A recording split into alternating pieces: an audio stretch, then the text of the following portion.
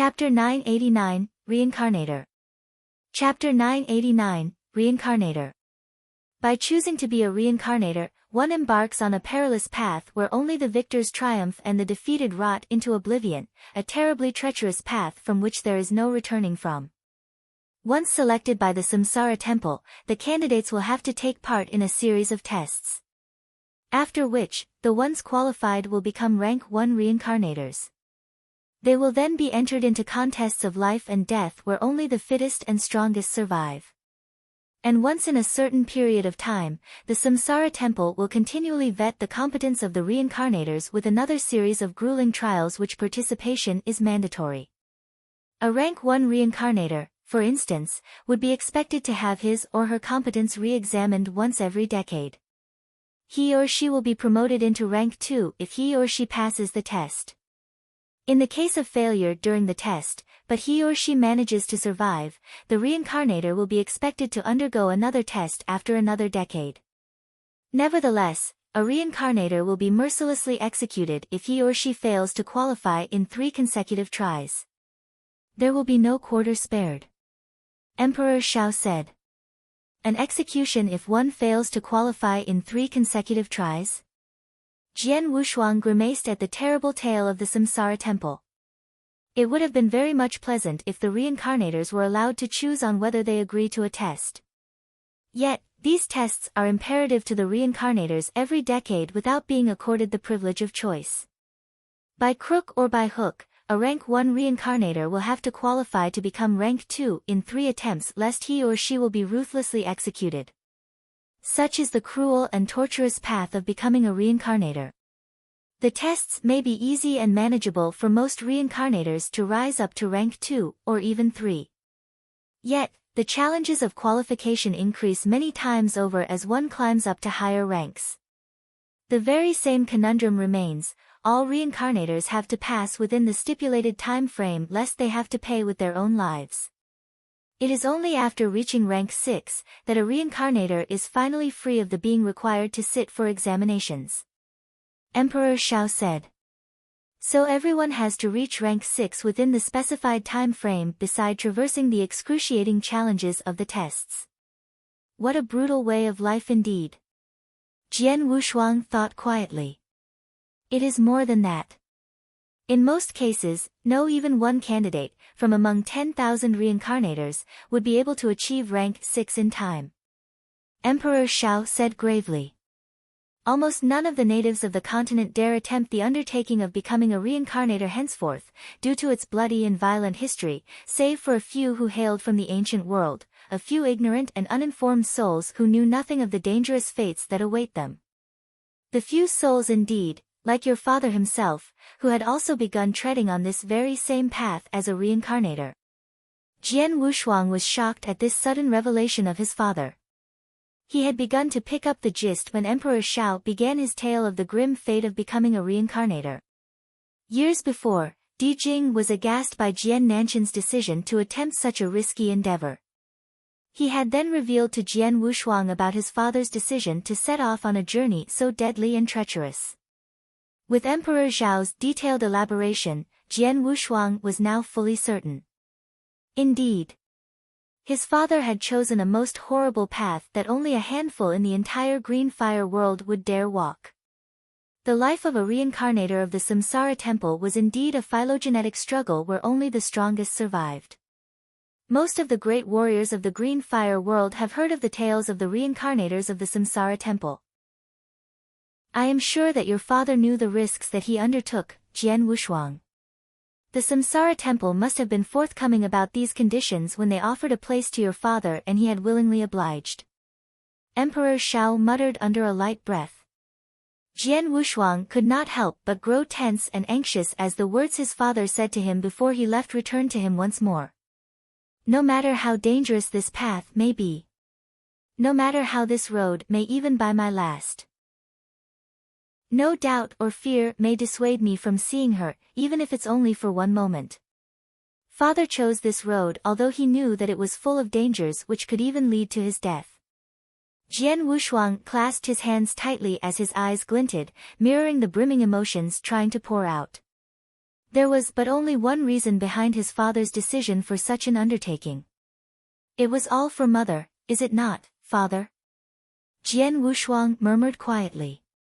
Jian Wushuang took a deep breath, the strong and violent undulations of his heart simmering down. He looked at Emperor Shao once again and said, "Do you have any way that I can locate my father, Uncle Shao?" Even amongst the members of the Samsara temple, information about the reincarnators is closely guarded with intense fervor and zeal. There is but only one way, you will have to travel to the Samsara continent yourself. Seek out a golden-clothed deacon or other members of higher position within the Samsara temple. With the help of one such individual, you should be able to locate your father's whereabouts. Emperor Shao explained.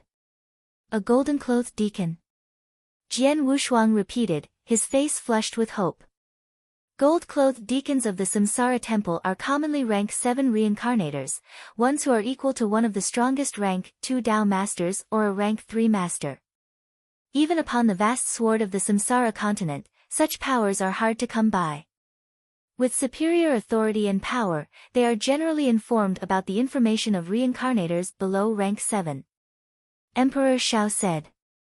Below rank 7.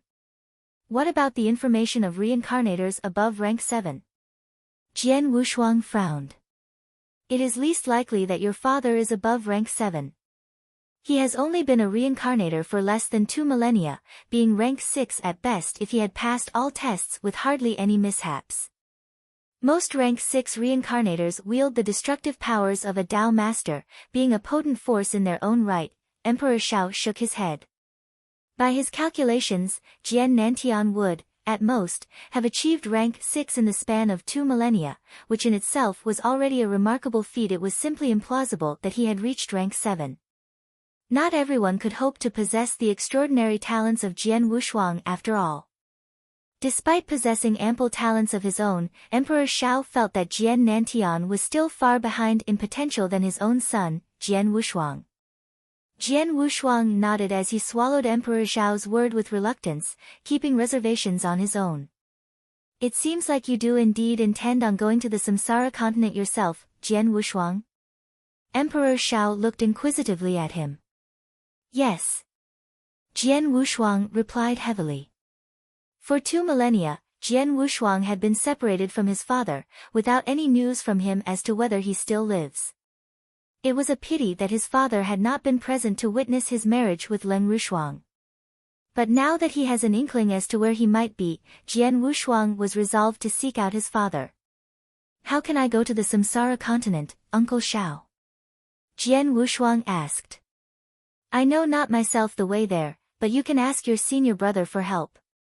There is a spatial wormhole inside the Void Temple that leads to the Samsara continent.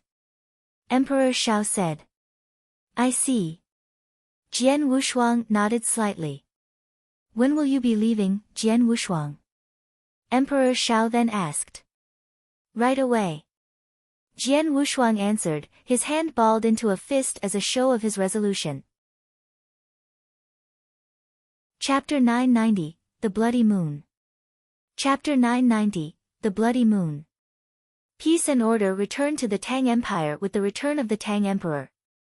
Having discovered the possible whereabouts of his father, Jian Wushuang was ready to leave immediately to seek him out.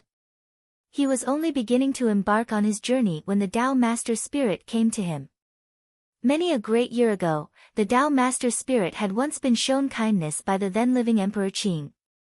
In memory and gratitude of the grace she had received, she had come to help in the defense of the empire when Emperor Shao had requested for her aid. I am here to inform you that I have accomplished the deed as you bade me, Jian Wushuang. The Dao Master Spirit handed to Jian Wushuang a scroll. Is the seal undone? Jian Wushuang asked with joy and anticipation. Jian Wushuang had chanced upon the scroll when he had slain Xia Yan, the second young master of the Xia clan, at Circus Island. Once belonging to Xia Yan, it was one of the most precious treasures that he had pillaged from his dead adversary. The scroll was supposed to contain a powerful and destructive sword essence, making it a most valuable treasure to have in one's possession. But when Jian Wushuang had first laid his hands upon the scroll, he had discovered that the scroll was being guarded by a powerful magical seal. For many years, he was not able to undo the magic that guarded the scroll as he held back his fervent eagerness at his helplessness of not being able to defeat the seal. Returning to the imperial city and meeting with the Tao Master Spirit had renewed him with hope, she might be able to break the seal. As the greatest conjurer of magical formations across the vast terrains of the Green Fire world, the Tao Master Spirit was able to defeat the magic that guarded the scroll in only a few days. The magical seal that held the scroll was powerful indeed. I have exhausted a great deal to destroy the seal. But this scroll is indeed a rare treasure, one that I believe will surely be helpful in your endeavor now. The Tao Master Spirit said. Thank you so much, Senior. Jian Wushuang was very grateful. My pleasure. Moreover, I am curious to see what heights you will one day achieve in the future. The Tao Master Spirit beamed at him with a smile. Well, now that the siege of the imperial city has been lifted and empire is delivered from ruin and despair, I will now take my leave. Farewell, Jian Wushuang. With that, the Tao Master Spirit turned and left, swinging the sleeves of her robes as she spun. Jian Wushuang immediately peered through the contents of the scroll. He had reached the most important parts of what he was reading when his eyes widened with amazement. Oh my, there are actually 19 complete sword principles in this scroll? Jian Wushuang exclaimed with delight. It was a truly powerful swordsman who had, with great strength and effort, inscribed the complete teachings of all 19 sword principles into this scroll. Moreover, that was hardly all. The scroll had also contained illustrations and sketches depicting the application of the swordsmanships in combat. It was as if the all 19 sword principles were thoroughly displayed in their fullness before Jian Wushuang. This is great indeed. Jian Wushuang burst with joy and disbelief. Being at the pinnacle of the eternal realm, my next course of action for advancement will be to forge a sword principle of my own to achieve the rank of Tao Master.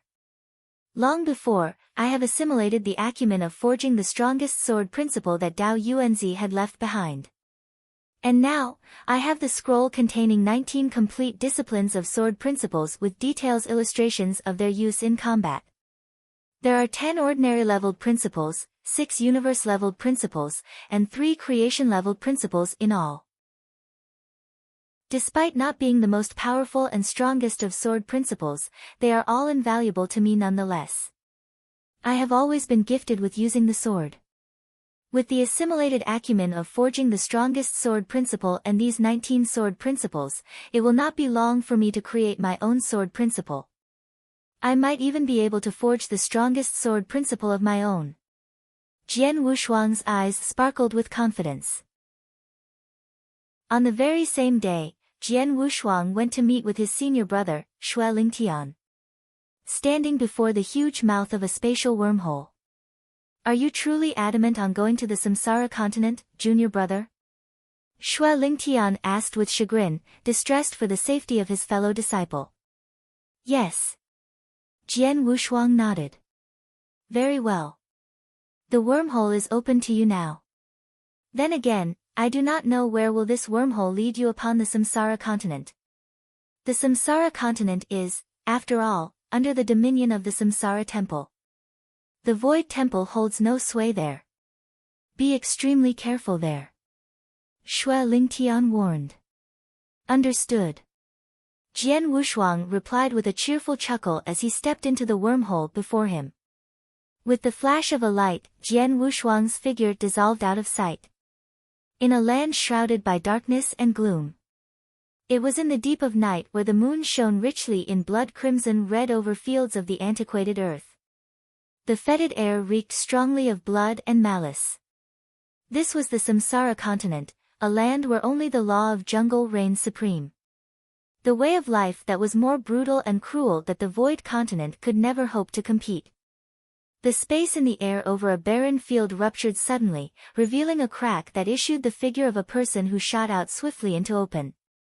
Wearing a crimson robe made of the blood-killing plate armor and the Blood Mountain sword carried over his back, Jian Wushuang had finally stepped upon the Samsara continent. Am I now in the Samsara continent? Jian Wushuang cast his sights around him curiously. He found himself standing in the middle of a wide meadow. There was nothing but emptiness all around him, save for the silhouette of mountains many leagues away in the gloom of night. The moon. It is blood red.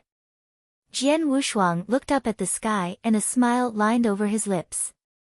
Different continents have varying environmental properties. It appeared that the heavenly bodies seen from the Samsara continent were different to that of the void continent. Yet, the primal rule of the survival of the fittest applied everywhere. Just reaching this continent, I am barely familiar with anything around here. I need to first find a place to settle down before I begin to search for the golden-clothed deacon of the Samsara temple. Jian Wushuang decided.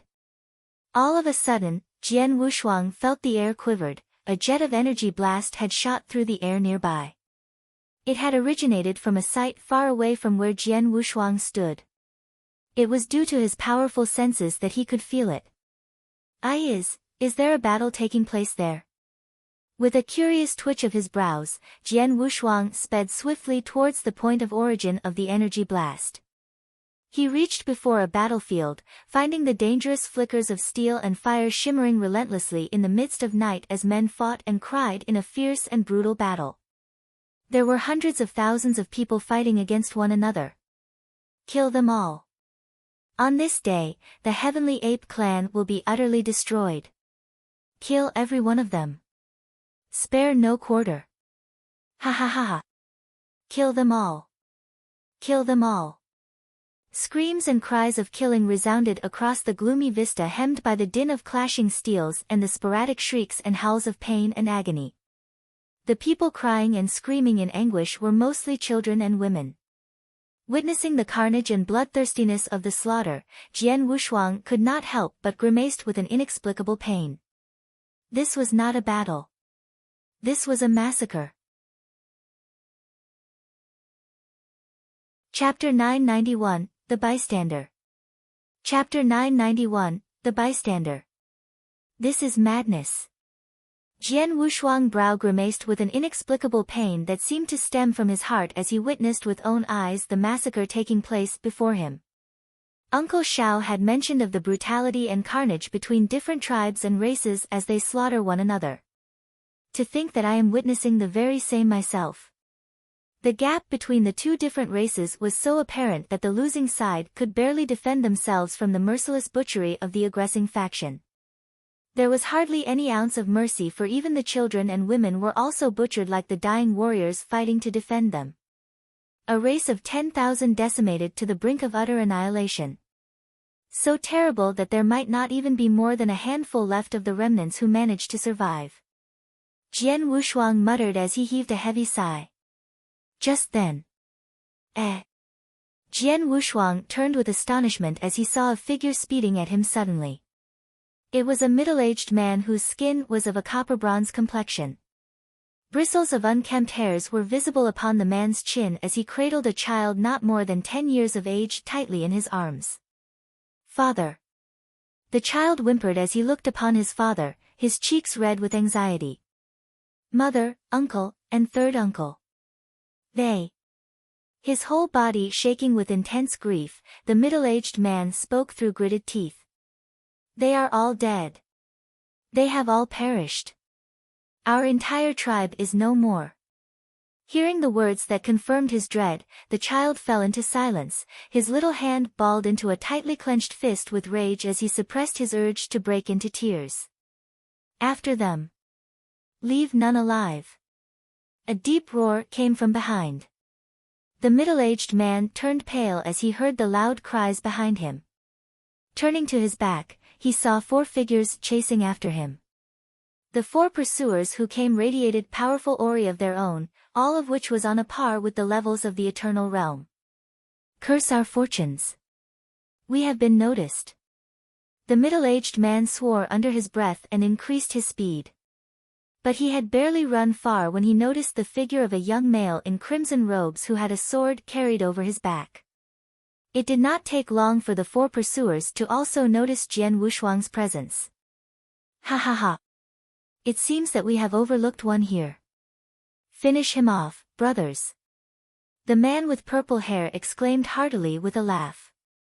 Jian Wushuang's face darkened with displeasure as he heard the cries of the men about him.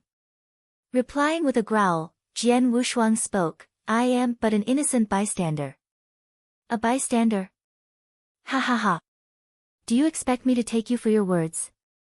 The purple-haired man sneered coldly, "None of the Heavenly Ape clan will be allowed to live past this day. We will eliminate anyone around here to prevent any possibilities of any survivors." A strong bloodthirstiness rose in the air as the four men readied themselves to satiate their craving for blood. Even though they were hardly the strongest tribe in the Samsara continent, they were nonetheless the strongest in the nearby regions. Hence, they had tormented the weaker tribes nearby with their malice and cruelty. The annihilation of the Heavenly Ape clan on this day was but a mere instance of the mediocrity of terror and destruction these people have inflicted upon others. Sensing that Jian Wushuang was of the Eternal Realm, the purple-hair man regarded him as nothing but a lamb waiting to be slaughtered. "You are willing to kill anyone just to prevent from sparing any survivors?" Jian Wushuang murmured as his eyes glinted with cold fury when the four men charged towards him. Just when the four men were but tens of meters away from him. "Get lost!" Jian Wushuang barked a thunderous roar that was imbued with the ancient god power. "Pooh! Pooh! Pooh! Pooh!" The four men felt their bodies shuddered, followed by agonizing pain that forced them to spat out mouthfuls of blood as they recoiled from the blasts of force that hammered them. "What was that?" The purple-haired man looked at Jian Wushuang incredulous once he regained his steadiness. Despite his level of the Eternal Realm, the young man possesses unusual strengths, or at least he has remarkable aptitude in using methods of sonic attacks. The purple-haired man's brows furrowed with doubt. With only one loud cry, the young man was able to inflict upon them serious injuries. This was hardly a strength that the four of them could easily defeat. The purple-haired man immediately relayed a message using telepathy, "We have encountered a strong enemy with powers possibly at the pinnacle of the Eternal Realm. He could be the strongest warrior that the Heavenly Ape clan had been hiding all along." Shortly after the message was relayed, the four stood quietly and observed Jian Wushuang, showing no signs of attacking once more. The middle-aged man who was escaping with his child, stopped in his tracks not far away. He shouted to Jian Wushuang, "Run for your life, young man. The rest of the powerful warriors of the Bone Devil clan will be arriving soon." The Bone Devil clan? Jian Wushuang heard the warning and felt surprised with the name. He looked up suddenly, murmuring softly, "It is too late, they are here." He had barely finished his sentence when the figure of a large man with a wide girth, clothed in red, landed before Jian Wushuang. Jian Wushuang was standing at a little less than 1,000 miles away from the site of the massacre. But it had merely taken the man, an elderly person clothed in crimson red, to arrive in the blink of an eye after he had received the message of the purple-haired man. This is terrible. Of all evil monsters, it had to be him to had come. The middle-aged man screamed with horror, breaking into a run as he tried to carry his child and escape. There are still powerful warriors of the Heavenly Ape clan that still draws breath? The elder in red asked as he surveyed his surrounding with a hateful glare, the strange runic mark on the left of his forehead visibly standing out to all that had seen him. It was him, Elder Scorpion. The purple-haired man pointed at Jian Wushuang and spoke to the elder. It was he who had injured us grievously when we encountered him during our chase for the remnants of the Heavenly Ape clan. He had released a sound wave attack with a loud cry that struck us hard. Oh! A sound wave attack. The eyes of the red-robed elder narrowed slightly with suspicion. None of the warriors of the Heavenly Ape clan were adept in the methods of sound wave attacks. Who are you? As I have mentioned to your kinsman earlier, I am but a mere innocent bystander. It was the four of your kinsmen who have mistaken me as an enemy and tried to attack me. I have no choice but to defend myself in addition to allowing them a taste of their own medicine. Jian Wushuang replied indifferently. A bystander, you say? The red-robed elder's brows rose with apparent doubt. With an arrogant snort, he spoke, us of the Bone Devil clan have proclaimed our intentions to annihilate the Heavenly Ape clan 10 days ago. As such, the various warriors and practitioners of the other clans and tribes nearby have all withdrawn from this vicinity. This begs the question, why are you here if you are not one of the Heavenly Ape clan, as you so claim? Clearly, you were lying. Jian Wushuang was astonished. He has just arrived at the Samsara continent from the Void continent. It was by a stroke of woeful fortune that he emerged here. His appearance here was purely coincidental as he had hardly any ties with the Heavenly Ape clan. Moreover, only one of the Bone Devil clan may enact judgment upon one of our own. Who are you, a mere warrior of the Eternal Realm, to dispense punishment to us? The red-robed elder growled furiously. And for that reason, no matter who you are, you shall pay the price of insolence. The red-robed elder hurled himself at Jian Wushuang as he spoke, his aura rapidly rising with an overwhelming and terrible intensity. Chapter 992, An Eye for an Eye. Chapter 992, An Eye for an Eye. To pay. Jian Wushuang felt his face flushed with anger as rage was brewing in his heart. With no ties with the Heavenly Ape clan, he had not any intentions of intervening in the massacre. But everything is different, now that the Bone Devil clan had dared incur his wrath. To your death, young man. With his face glowering and his eyes flaring with malice, the red-robed elder lunged at Jian Wushuang, appearing before him in the blink of an eye as his palms, adorned with similar runic markings on his skin, threatened to smash into his face. The force of his stroke tore the fabric of space asunder. With this very stroke, the red-robed elder had fully unleashed his powers as a rank 1 Dao master in its fullness. Do you still intend to kill me? Harnessing his rage and aggression, Jian Wushuang channeled the ancient god powers he wielded and concentrated them upon his palms. Grasped tightly into a fist, Jian Wushuang swung his arm forward, releasing the destructive forces that he had mustered. It was a stroke that could even invoke a terrifying storm. Bam! Jian Wushuang's fists crashed into the elder's palms. A huge deafening boom ensued, followed by the sickening crunch of shattering bones. What? The elder's eyes widened with panic. Stricken with fear and panic, he could hardly believe the sight of his entire arm erupting into an explosion of blood and flesh as shreds of his sinews and viscera scattered around. The blow from Jian Wushuang's fists was hardly weakened, transmitting straight into the torso of the elder. With a painful grunt, the red-robed elder's face paled instantly and he was suddenly thrown back as he staggered to maintain his balance. But he had barely steadied himself when a ghost-like apparition appeared beside him. With a giant fist glowing in a deep shade of gold, the figure reached for the neck of the temporarily incapacitated elder. The elder in red, a powerful Dao master of his tribe, was held in a vice-like grip by a giant hand like a filthy piece of rag.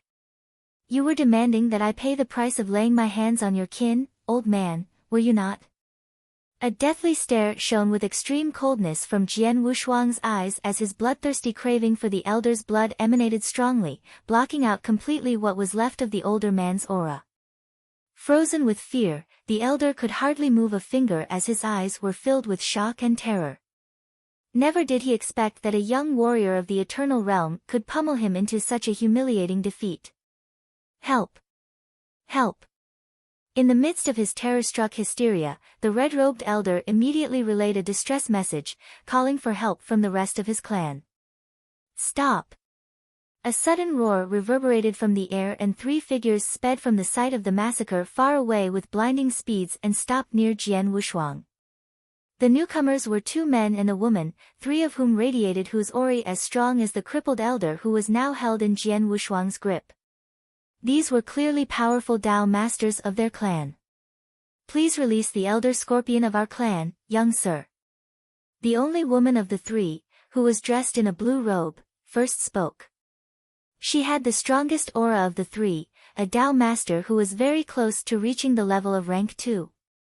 Amusing indeed. And why should I listen to you? Jian Wushuang snorted as his grip on the elder's neck tightened. Helplessly incapacitated, the face of the older man was slowly turning purple. You dare defy us of the Bone Devil clan? The woman in blue shouted anxiously. The Bone Devil clan?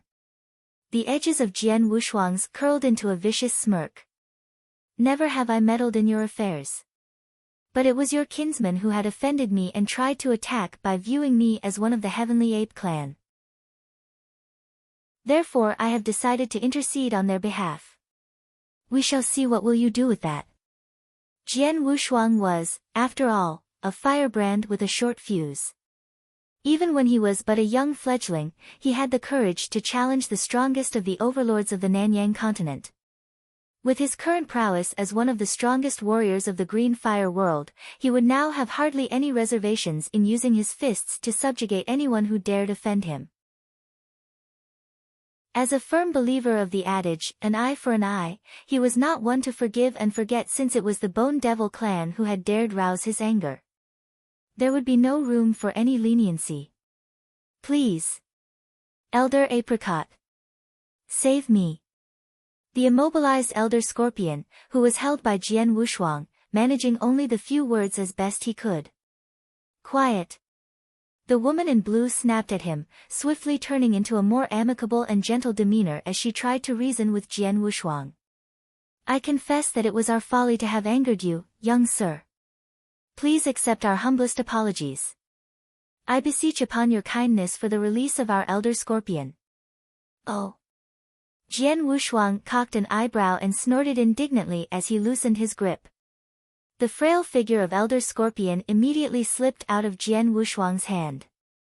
With what was left of his strength, he scurried miserably to the side of the woman in blue, with fear and terror still lingering upon his face. My deepest thanks, the woman said as she let out a sigh of relief. Never before had the Bone Devil clan been forced to surrender their dignity in such an ignominious manner. Then again, the blue-robed woman had learned that Jian Wushuang had defeated and crippled Elder Scorpion with merely one stroke. The strength of Jian Wushuang was evident with his effortless defeat of Elder Scorpion, who was a rank 1 Dao Master himself. He's at least a rank 2 Dao Master, or even a rank 2 warrior who has reached the pinnacle with great brute strength. The woman in blue thought quietly to herself. The strength and power that a rank 2 Dao Master wielded was sufficient to strike fear into the Bone Devil clan. More so with the powerful display of Jian Wushuang's strength, which had disheartened the woman from uttering any objections, effectively smothering whatever ounce of defiance left in her. Word of the purge of the Heavenly Ape clan was delivered to all other tribes and clans in the vicinity 10 days ago, young sir. Therefore we had not expected any strangers or bystanders to be nearby. With our humblest regrets for offending you, we hope that you will leave us be with our business and withdraw from this area. The woman said all the cordiality she could muster. Very well. But I will take that too with me. Jian Wushuang spoke as his finger traced into the distance ahead of them. It was the middle-aged man who had been running away from the site of the battle with his child in his arms. He had tried his best to put as much distance as possible, yet it was still hardly impossible for a Dao Master to catch up to him and slaughter them both. In the midst of his panicked flight from the site of the battle, the middle-aged man had noticed what was happening behind him. But knowing that he could ill afford any glance to his back, he chose to run as fast as he could. Very well. The woman in blue nodded, her teeth gritted with unwillingness. Releasing a pair of survivors of the Heavenly Ape clan was hardly too expensive a price for the Bone Devil clan. That'll do. Jian Wushuang began to turn around and shot a fleeting glare at the woman in blue. You would best discipline your kinsman and practice some humility and respect. Thank the stars for your fortune this time. With that, Jian Wushuang turned and left. Chapter 993, Tribal Heterogeneity. Chapter 993, Tribal Heterogeneity. Jian Wushuang turned and left confidently, leaving the irate warriors of the Bone Devil clan behind him, whose lips twitched with annoyance and anger. Trying his best to silence his rage, Elder Scorpion's face turned pale at the hearing of Jian Wushuang's words. Within himself, he roared, "Who would have known that a rank 2 Dao master like you would conceal his aura? I would never have dared to infuriate you if only you had shown your aura in the beginning." Nevertheless, Elder Scorpion's was true. None of them, including the purple-haired man, would dare brazenly attack him if Jian Wushuang had earlier revealed his powers as a Dao master. They would first inquire his purpose of being there before deciding if aggression was called for. Appearing suddenly in the vicinity with only the strength of a warrior of the Eternal Realm, the warriors of the Bone Devil clan had foolishly mistaken him as one of the Heavenly Ape clan. Never would they expect that a mere warrior of the Eternal Realm was, in truth, a powerful master of the skill of combat in disguise. Leaving the site of the decimation of the Heavenly Ape clan, Jian Wushuang sped on for some time until he reached the top of a mountain ridge. The middle-aged man stopped before Jian Wushuang, with his child in his arms. He put the boy down and bowed to Jian Wushuang respectfully. "I am Yuan Gang of the Heavenly Ape clan. Thank you so much for saving our lives." Howard, quickly, bow to the young master and thank him for his kindness. The man urged his son. "Thank you so much, sir." The kid fell to his knees and bowed deeply to Jian Wushuang. "Up you come." Jian Wushuang waved his hand. Yuan Gang and his son felt a strange force, pouring like a strong wind that lifted them to their feet. "Without your help, Howard and I could never hope to have escaped. We will remember your kindness and repay you someday." Yuan Gang continued. Jian Wushuang only shrugged indifferently, showing no heed at all. "Alas! Even though we've escaped, the Heavenly Ape clan is finished." Yuan Gang's eyes turned wet red and his son clenched his fists with anger. Jian Wushuang's placid face showed no emotion. It was only by a stroke of coincidence that he had just arrived in the Samsara continent and had saved Yuan Gang and his son. It was a truth that both Yuan Gang and his son were aware of. The Heavenly Ape clan? Jian Wushuang murmured absent-mindedly. "Unless I am mistaken, the Heavenly Ape clan would likely be the descendants of a human and the Heavenly Ape, an exotic beast of the eternal chaotic world. The two before you bear the blood of the Heavenly Ape. But the strength of their bloodline is all but spent, so weak that they can hardly use their bloodline power against foes in battle." The Gu King's voice rang in Jian Wushuang's head. "Is that so?" Jian Wushuang thought to himself, not saying a word. Despite bearing the bloodline of the ancient gods, Jian Wushuang himself could hardly use the bloodline powers of the bodily fluids that flowed through his veins, for he lacked the ritualistic baptism conducted upon him by the ancient god clan. The rituals are the prerequisite condition for him to tap into the powers bestowed by his blood to become a true ancient god and enjoy great enhancements in his strength. The Heavenly Ape clan bore a similarly unique bloodline of their own, yet they have not been able to call upon the powers of their own bloodline. "I have a few questions that require honest answers, Yuan Gang," said Jian Wushuang. "You have shown us kindness and grace in dire times of need, sir." "I'll answer to the best of my knowledge." Yuan Gang quickly replied. "Very well. It is just a few simple questions," Jian Wushuang said as he began. Jian Wushuang inquired about some common knowledge about life in the Samsara continent, knowledge that any native to the land could easily provide. Before long, Jian Wushuang had all the answers he required. "There are so many tribes and clans in the Samsara continent?" Jian Wushuang thought quietly even though he was shocked. Based on Yuan Gang's accounts, there were too many tribes and clans in the Samsara continent. So many, that conflict and strife constantly plagued the tribal heterogeneity in pursuit of wealth and resources. As time passes, there began a form of hierarchical caste system amongst the multitudes of tribes and clans. There were different tiers of castes that divided the tribes and clans of the Samsara continent: the lesser tribes, the medium-level tribes, the stronger tribes and the principal tribes, which occupied the top class of the caste hierarchy. The lesser tribes, which constituted the bulk of the population spread across the entire continent, possessed the weakest strength, making them the easiest tribes to be annihilated and destroyed. The Heavenly Ape clan was one of them. But from this day onwards, the clan would be lost forever from the face of the Samsara continent. Much stronger than the lesser tribes, the medium populations numbered many times lesser than the weaker tribes. Survival was hardly a difficulty as long as they remain prudent and keep themselves from crossing the paths of the greater tribes and principal tribes of the land. The Bone Devil clan was one of these medium populations. Now, in the Dale before Jian Wushuang, there were more than 10 tribes and clans in the vicinity. Only 3 of the 10 were tribes of the medium population. The stronger tribes would number even lesser still.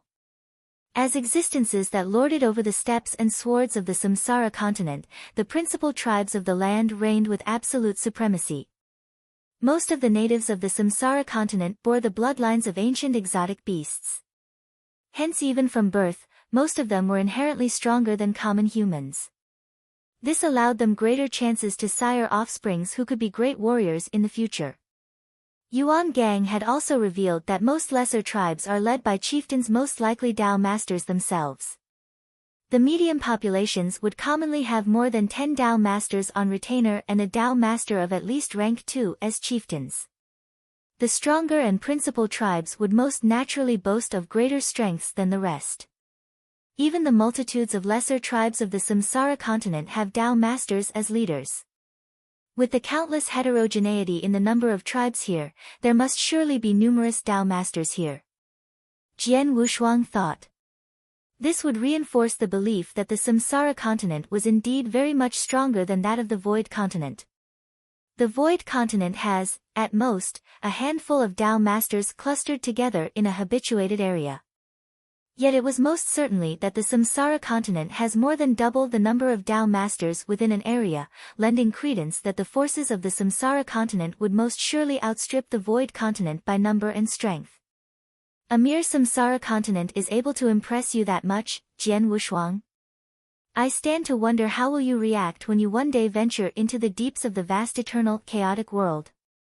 The Gu King's pestering voice rang suddenly. These are but merely a few Dao masters. Warriors of such level of strength come in tremendous supply in the eternal chaotic world that they are viewed as nothing but mere mediocrity. This made Jian Wushuang become speechless. Indeed, at present, he was just a person of a limited insight into the greatness of the universe. A few more questions, Yuan Gang. How long have you lived here? Do you know of the Samsara Temple? Asked Jian Wushuang again. The Samsara Temple? Yuan Gang's eyes widened. Of course I do. They are the most supreme sovereign to govern this lands, not even the principal tribes dare compare themselves with them. Chapter 994, The Dragon Heart Elixir. Chapter 994, The Dragon Heart Elixir. Then you must have heard of the golden-clothed deacon. Jian Wushuang pressed on his inquiry. The golden-clothed deacon? Yuan Gang shook his head. No, sir. I have never heard of him. But I do know a thing or two about the silver-clothed deacon. It's said that the silver-clothed deacon of the Samsara temple used to live among the Bone Devil clan. It was a tale so shocking that it sent ripples through the land. The silver-clothed deacon? Jian Wushuang muttered, his brows rose with doubt. The silver-clothed deacon was simply a rank 6 reincarnator who commanded limited authority in the Samsara temple. In order to locate his father, it is imperative that Jian Wushuang sought the help of the golden-clothed deacon. I am a mere practitioner of the eternal realm in a lesser tribe, sir. There is only so much that I know about the Samsara temple. But I know one might be able to supply you with more knowledge about the temple, said Yuan Gang. Who? Jian Wushuang stared at him at once. The Dragon Wing Governor. Yuan Gang replied. Who is he? Jian Wushuang asked with uncertainty. He is the person who holds the greatest authority in this region. It was said that he wields the greatest strength around this areas, being a rank 3 Dao master. More importantly, he's known to be a pleasant person who enjoys strong ties and connections with many allies. He is influential even amongst the warriors of the medium populations and the stronger tribes. There was word that he was searching for a treasure called the Juku dragon fruit several years ago. When word of his pursuit got out, many warriors came forward to lend him their aid. There were even promises of rich rewards to anyone who was able to come forward with the treasure. Still, the Juku dragon fruit had remained ever so elusive that none has been able to find one. By any means, he is the most influential person in this region. You can ask him for information about the Samsara temple or the golden-clothed deacon. He might be able to help you if he's willing to lend you a hand. Yuan Gang said. Hearing this, Jian Wushuang's eyes flashed with hope and confidence. Jian Wushuang had not expected that Yuan Gang would be able to supply him with information about the gold-clothed deacon's whereabouts. But Yuan Gang was able to lead him to the one person who might hold the key to the information he required, this Dragon Wing Governor. Where is this Dragon Wing Governor now? Jian Wushuang asked again. He resides at the Dragon Wing City, which is at the center of this region. Go along this way, sir. The journey to the city is just a few days' walk. Yuan Gang pointed to a direction as he instructed. Thank you. Jian Wushuang thanked him and asked another question. What are your plans, now that your tribe is no more? That will hardly be a problem. We can easily join other tribes by posing as lone recluses. We might not have the respect we once had, but we will survive. Yuan Gang replied. Very well. Jian Wushuang nodded gently. With a wave of his hand, he produced something for Yuan Gang. There are some divine gems in this interspatial ring. These might be useful to you. Immediately, Jian Wushuang turned and left. Thank you, sir.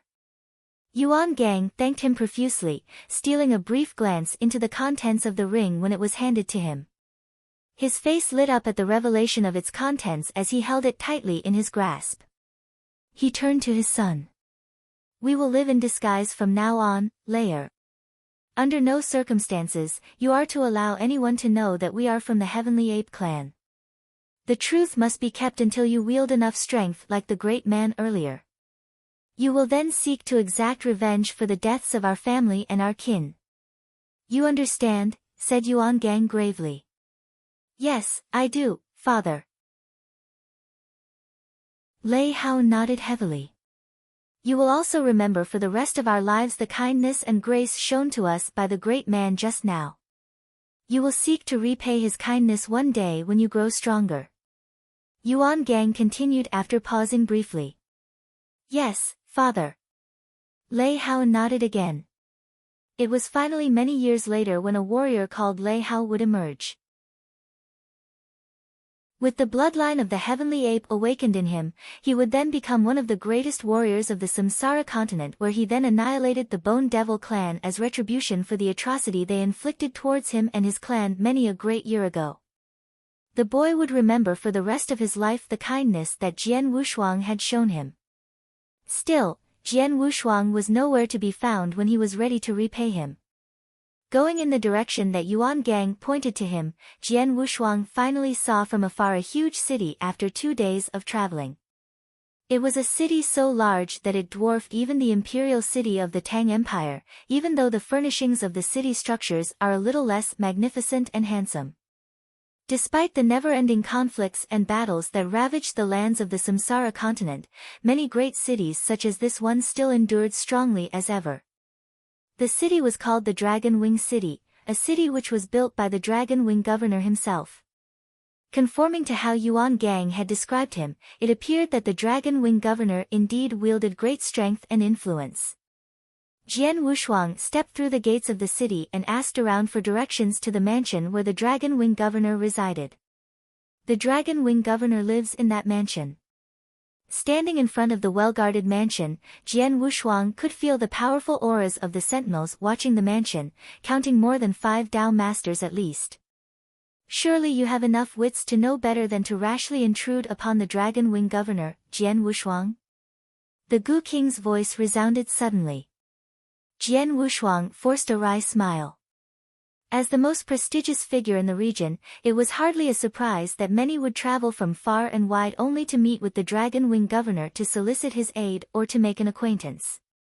As a stranger who had just come to the Samsara continent, Jian Wushuang had neither the standing nor the respect to command attention from the governor, especially when he wielded only the strength of the eternal realm. It would be nothing short of preposterous to expect that he would be immediately granted an audience with the governor, much less to request for an introduction with the golden-clothed deacon of the Samsara temple. Then what should I do? Asked Jian Wushuang. Did Yuan Gang not mention earlier about the Juka dragon fruit which many had sought for only to return with failure? The Gu King suggested intentionally. He did. Do you expect me to look for the fruit and use it to secure an audience with the Dragon Wing Governor? But I have not the treasure myself. Jian Wushuang could not help frowning. That is true. You don't have Juka dragon fruit. But you have the Dragon Heart Elixir, a concoction which was largely produced from the extraction of the Juka dragon fruit, said the Gu King. The Dragon Heart Elixir. Jian Wushuang repeated, perplexed and bewildered. During the siege of the imperial city of the Tang Empire more than 1 millennium ago, Jian Wushuang was able to chance upon the Dragon Heart Elixir. He had found it from one of the many enemies he had slain. It was also then when he had come across the interspatial ring and many other valuables and resources.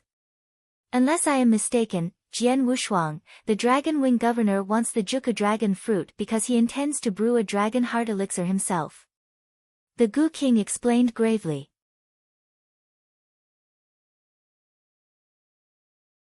Chapter 995, The Sale. Chapter 995, The Sale. The Juka dragon fruit has only limited uses, especially for a rank 3 Dao master such as him. It is most likely that he wants the fruit to brew a Dragon Heart Elixir. The Gu King continued. The Dragon Heart Elixir does not have much use for common warriors. But it is extremely useful to draconic exotic beasts. This would imply that the Dragon Wing Governor possesses the bloodline of a tribe descended from dragons. He needs a Dragon Heart Elixir made of the extract of the Jutsu dragon fruit to awaken the potential of the bloodline he bears. Is that so? Jian Wushuang understood finally as he smiled. Things will be much easier if that's the case. Jian Wushuang turned immediately towards the largest store in the Dragon Wing City. It was called Wanxian Tower. Soon after he walked in, a steward came to greet him. How may I help you, sir? The steward, draped in robes of silver color, asked with a smile. I have an elixir that I hope you will be able to help me sell. Jian Wushuang spoke indifferently. An elixir? The silver-robed steward's eyebrows cocked, his interest fading rapidly. Of course we can. But the items that we brokered to sell are normally extraordinary and valuable. Would you divulge the nature of your treasure, sir? It is a Dragon Heart Elixir. I wonder if it's valuable enough for you. Jian Wushuang produced a golden elixir as he remarked with feigned nonchalance. Is that an emperor-leveled elixir? The steward could hardly believe his eyes as the sight of the extraordinarily rare elixir. As was the classification of magical weapons, elixirs and concoctions were also divided into different levels. Magical weapons are divided into eternal and emperor-leveled magical weapons, whilst some elixirs of extreme rarity were classified as emperor-leveled elixirs. However, emperor-leveled elixirs were very much rarer than emperor-leveled magical weapons, making these elixirs the highest grade in addition to being treasures of extreme rarity across the entire Green Fire world. Yet even amongst all other emperor-level elixirs, the Dragon Heart Elixir was still one of the most outstanding of medicinal brews ever. Do you have any requirements as to the manner of the sale, sir? Asked the steward. You will only need to spread the word of my offer. Any interested prospects may come to me directly. Jian Wushuang replied. Very good, sir. And once the deal is done, you'd only need to pay us 1,000 divine gems for our services, said the steward in silver robes. Good. Jian Wushuang nodded. I heard that there's a large arena in the city. I shall be staying there during my wait. Anyone who is interested in procuring the elixir can find me there. Very good, sir. The servant replied. Completing his arrangements, Jian Wushuang headed to the arena. The steward then immediately began spreading the word of the Wanxian Tower's offer of the Dragon Heart Elixir for sale. Still, the Dragon Heart Elixir was hardly an elixir for common remedies and use. Despite its powerful potency, it was an elixir sought only by those few who really required it. Thus, the spread of the news did little to cause alarm in the Dragon Wing City. However, the news of the elixir resonated strongly with one person, the Dragon Wing Governor. Sitting quietly within the fastness of a secret chamber in the governor's mansion, was a man with brown hair, handsome and stern, in his armor of black. He was seated upon the floor, cross-legged, and his eyes shut. Strands of energies swirled around the man with brown hair, churning energies channeled by the man that laced with slivers of his bloodline power. His skin burned as his powers stirred, channeling as he mustered his spiritual powers. Sadly, it was a sensation that faded as swiftly as it came. The energies disintegrated into nothingness as everything simmered down. The man opened his eyes, disappointed as his face paled from his exertions. I can't utilize my bloodline power. Even with the help of the secret skill, I still have troubles channeling the power. The brown-haired man shook his head, dejected. I need a way to draw upon more of my bloodline power, that's the only way. A Dragon Heart Elixir, only a Dragon Heart Elixir can increase my bloodline power. Alas! Long I have labored to accumulate the many ingredients for the brewing of a Dragon Heart Elixir. But still, I lack the Juku Dragon Fruit. How long do I have to wait until it shows itself to me? The brown-haired man exhaled, his heart full of regrets. The secret skill he had acquired was imperative to his success. When his training was done, he would be able to leap up into a whole new level. Still, he needed strong bloodline power to fully use the skill, a requirement that he lacked severely. Governor, I've got great news for you. A message came suddenly. Great news? The man's face changed at once. Immediately he asked his servant, what news? Have you found news about the Juku Dragon Fruit? No, sir. It is news about a Dragon Heart Elixir. Right in this Dragon Wing City. It was a warrior, one of his men who had come with the message. Even he was evidently excited about this news. I had just received the news moments before. Someone had requested Wanxian Tower to broker the sale of a Dragon Heart Elixir. What? The brown-haired man was first stunned before rushes of joy and ecstasy surged within him. Is it really a Dragon Heart Elixir? It is true. His subordinate confirmed. Ha ha ha. This is a good blessing indeed. The Dragon Wing Governor's eyes flashed with excitement. Much he had spent, efforts, influence, and all other resources he could ever field in his painstaking forage for a Juku Dragon Fruit, all for the want of brewing a Dragon Heart Elixir. Still, the rare fruit remained elusive. Through thick and thin he had delved in vain, yet now, someone had come with the offer of selling a Dragon Heart Elixir right before him? Where is this person now? The brown-haired man eagerly asked.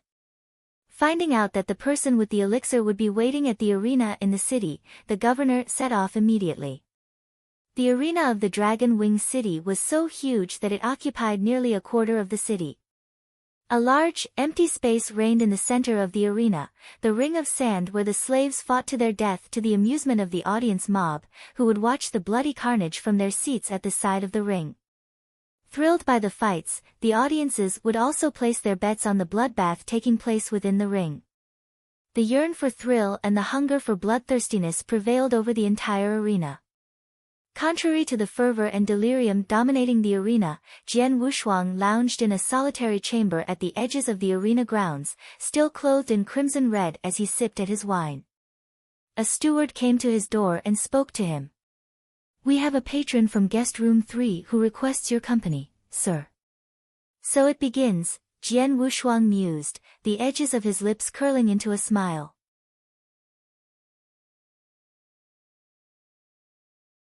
Chapter 996, The Dragon Wing Governor. Chapter 996, The Dragon Wing Governor. Jian Wushuang stepped into guest room 3 and found a brown-haired man waiting for him. A pleasure to make the acquaintance of the Dragon Wing Governor, sir. Jian Wushuang announced respectfully. I was right. The Dragon Wing Governor was hardly surprised. I knew you were coming at me. It was no secret that the governor had spent much to hunt for the Juka dragon fruit. It was obvious of Jian Wushuang's purpose to announce his offer in the Dragon Wing City. What's your name? Which population are you from? Asked the Dragon Wing Governor. My name is Jian Wushuang. I'm on my own, belonging to no population. Jian Wushuang replied. Really? A recluse? The Dragon Wing Governor smiled wryly. So, it is true that you do have a dragon heart elixir? Jian Wushuang did not reply. Instead, he waved his hand and produced the dragon heart elixir.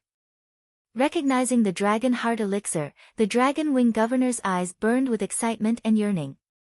I see. It is true. The Dragon Wing Governor fought to silence his ecstatic anxiousness and stared at Jian Wushuang. Anything you require, my friend. Please be forthright. I will see if I can be of service. The governor was a shrewd person, knowing that Jian Wushuang had surely come to him with the elixir requiring something in return. In that case, I'll get to the point. Jian Wushuang smiled.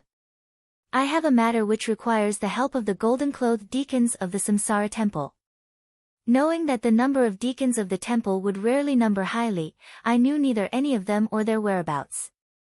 But I was informed that you, Governor, has always enjoyed great influence and authority in these lands.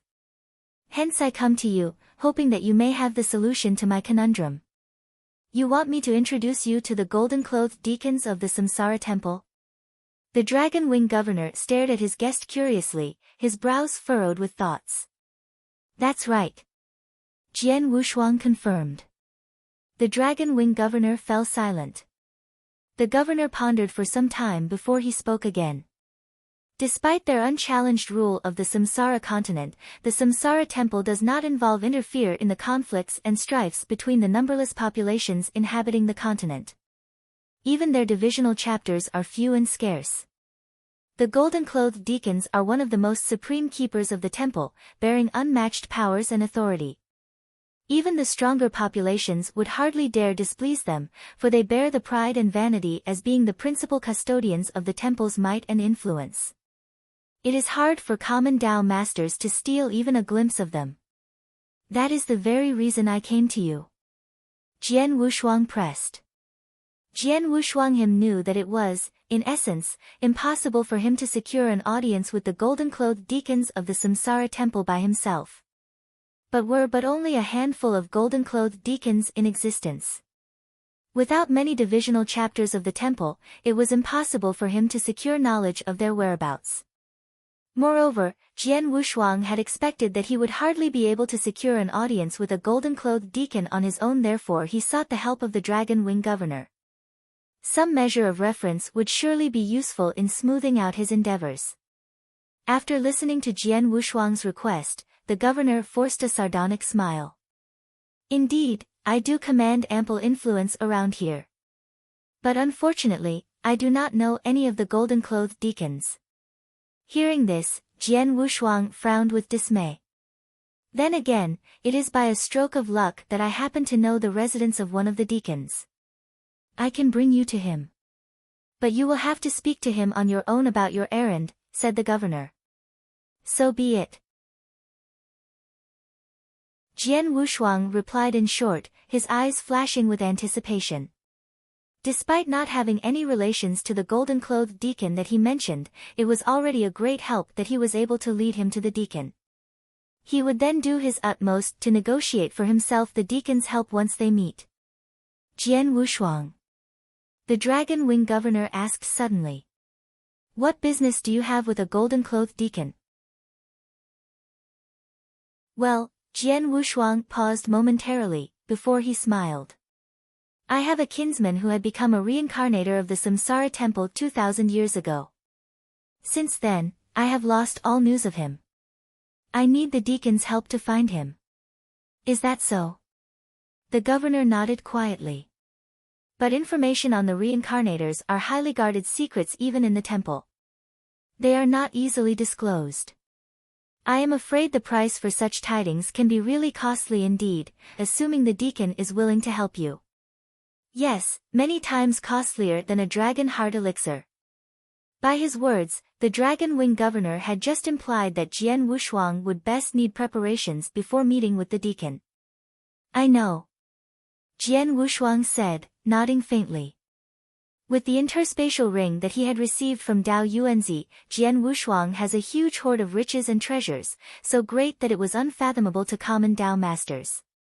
With such immense wealth in his disposal, Jian Wushuang was confident.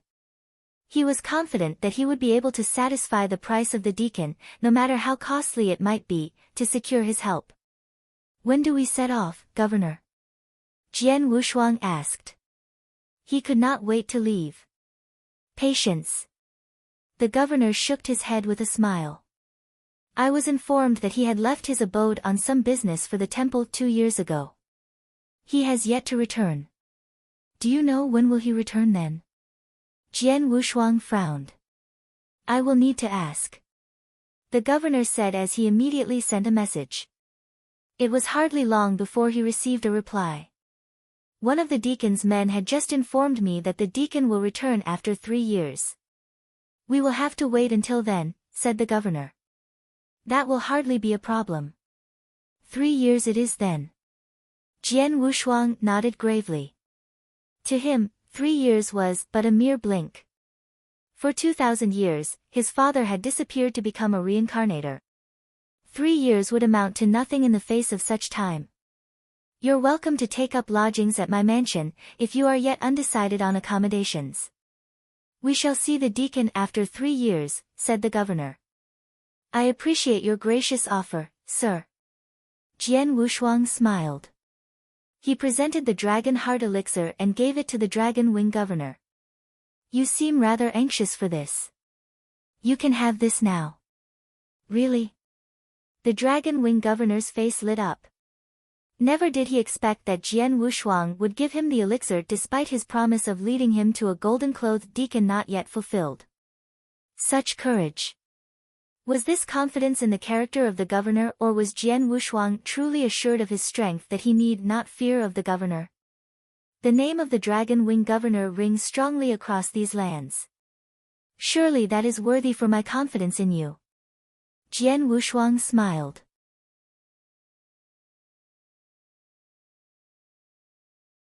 Chapter 997, The Slave. Chapter 997, The Slave. The dragon wing governor argued no more, accepting the dragon heart elixir with amazement.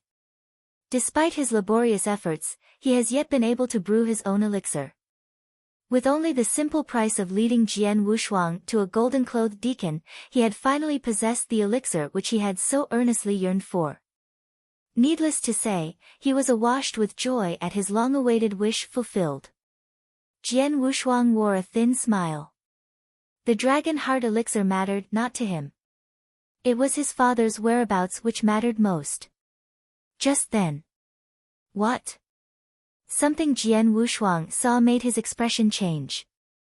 He peered intently as his eyes glinted with concentration. The guest room had a clear view of the arena. From the windows of the chamber, he could clearly see 2 men brutally meleeing at each other.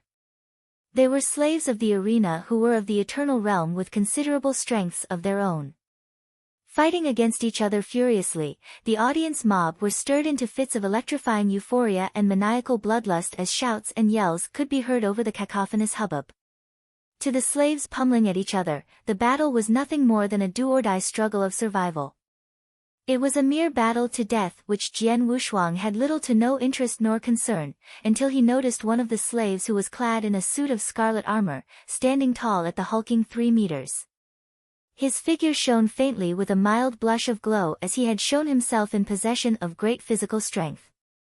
His opponent was also a powerful fighter in his own right, having remarkable attacking strengths that was hardly eclipsed by that of the hulking slave. Still, the shorter man lacked the stout defenses of his adversary. The brute strength of the hulking man was greater even than warriors at the pinnacle of the eternal realm.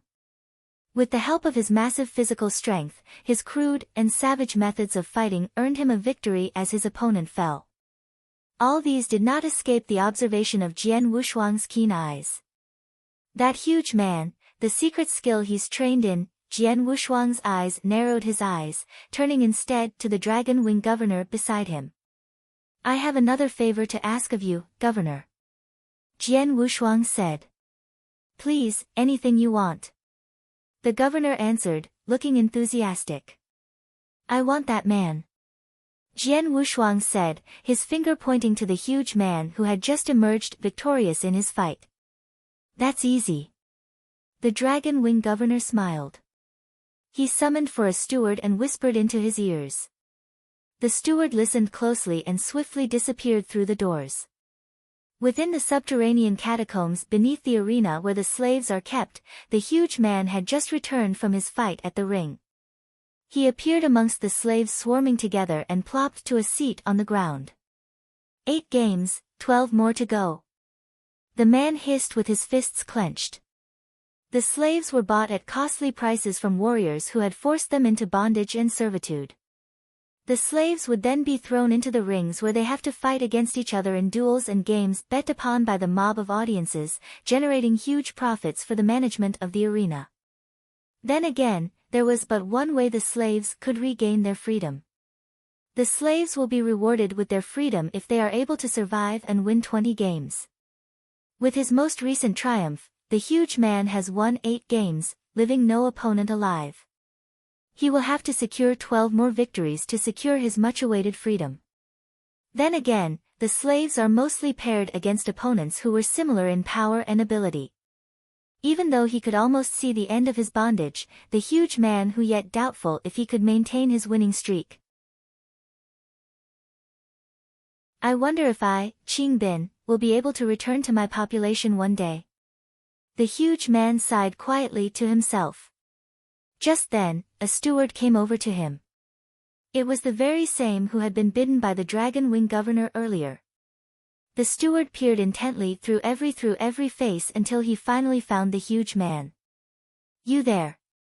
Come with me, ordered the steward sharply. Me?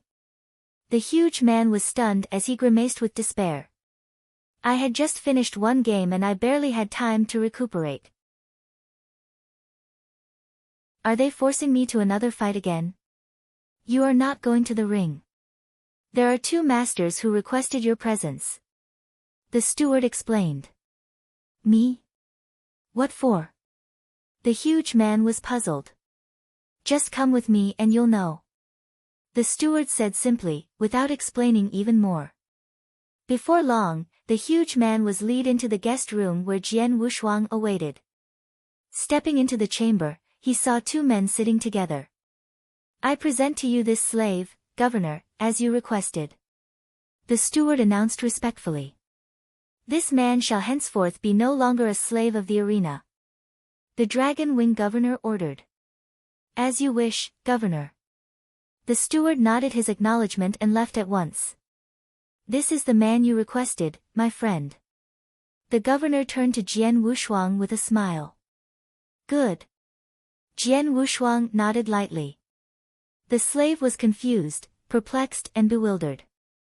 I'm no longer a slave. His face was filled with shock and disbelief, feeling slightly disorientated by the sudden turn of events. Never would he be able to believe any of this, if it were not for the governor himself who had announced this through his own lips. Knowing that the arena had bought him at a dear price, he was certain that his freedom would never come easily. Be that as it may, the huge man could sense that the man who had just proclaimed his freedom from bondage was hardly simple and ordinary.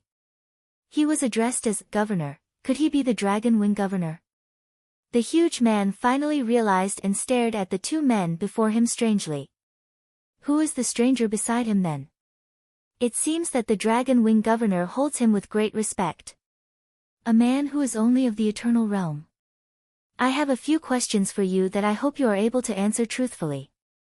Should I find your answers satisfying, you will be granted your freedom and you will no longer have to fight in the arena, said Jian Wushuang, studying at the slave before him.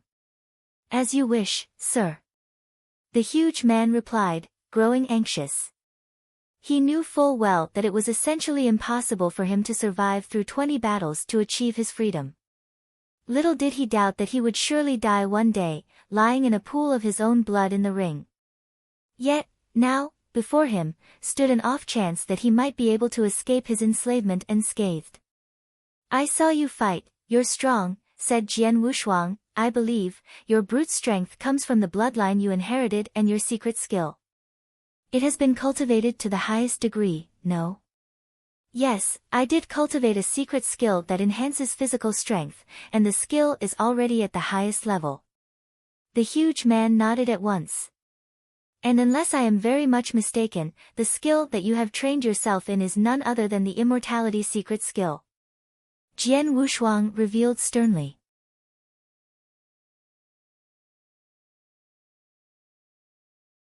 Chapter 998, The Rock Demon Clan.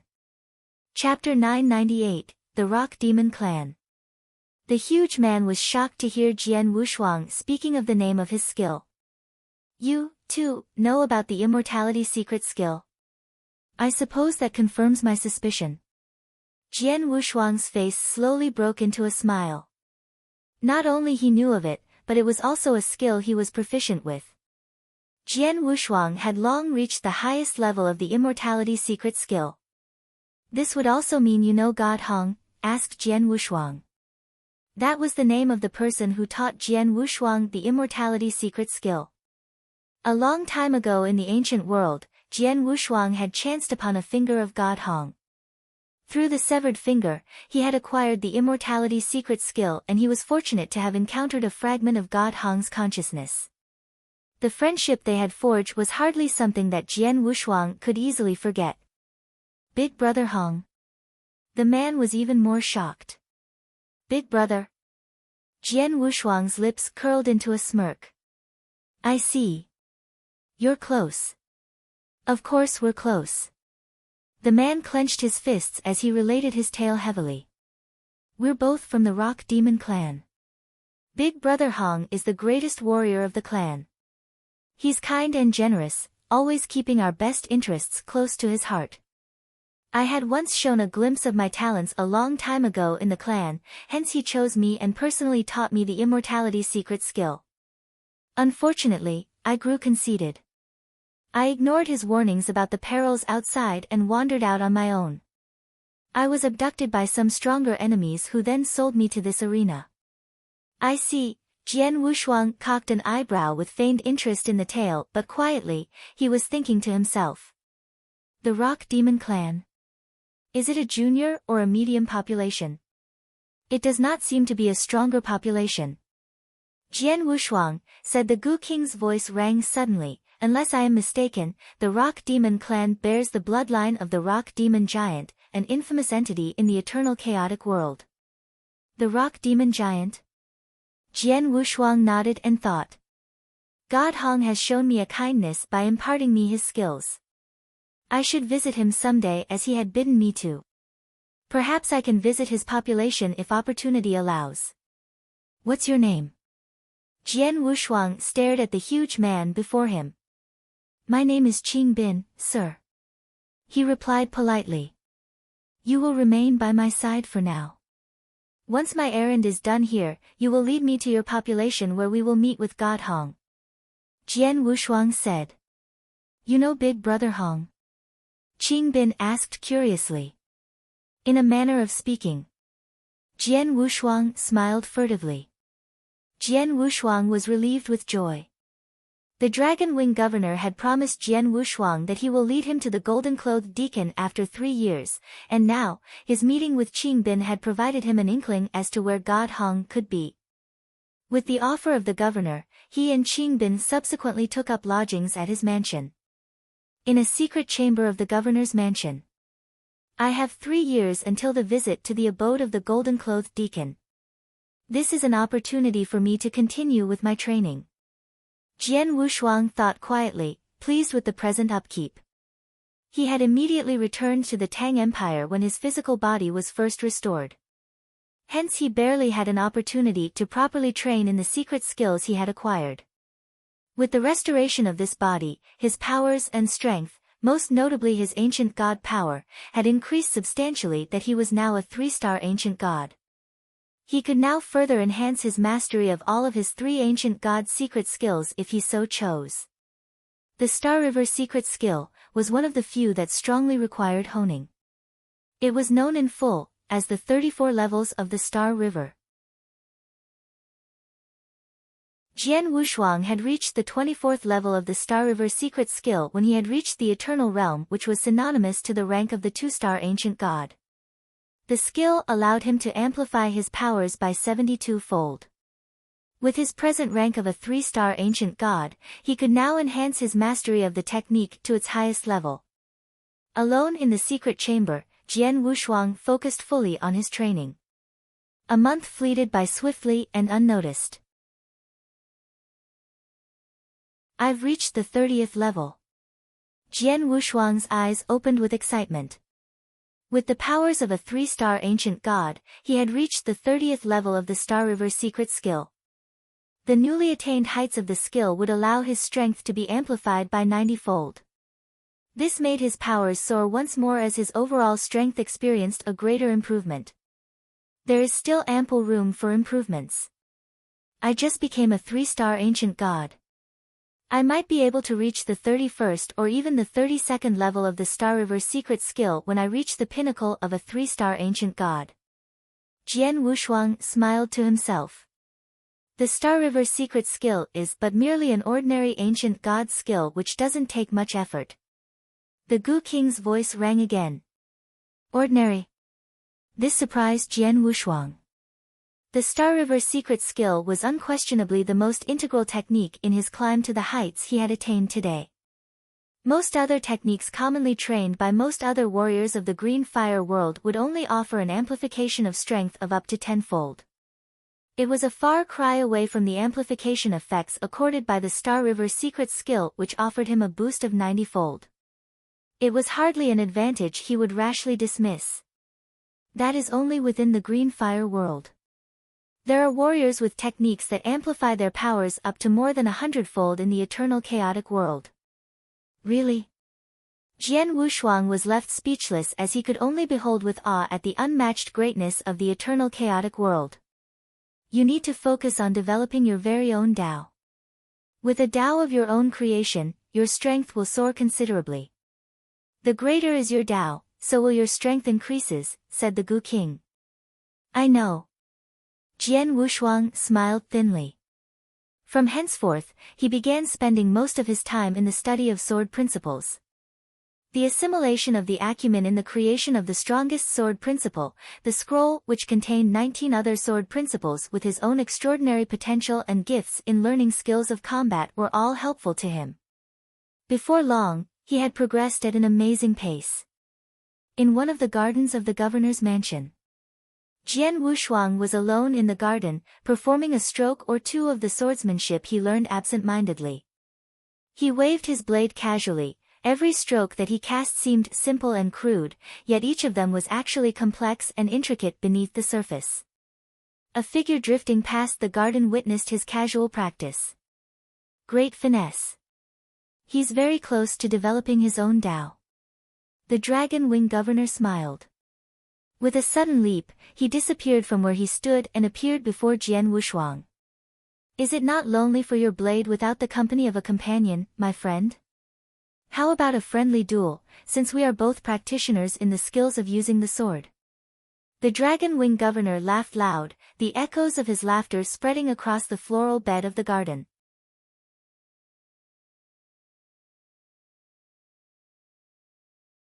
Chapter 999, Mr. Jinyu. Chapter 999, Mr. Jinyu. A friendly duel. Jian Wushuang was surprised at the proposal at first, but he then felt overjoyed. Although the Dragon Wing Governor had just become a rank 3 Tao Master, his strength was no better than that of Jian Wushuang. With the ancient god power that he possessed and the blood-killing plate armor he wore, Jian Wushuang could easily defeat the governor in a duel.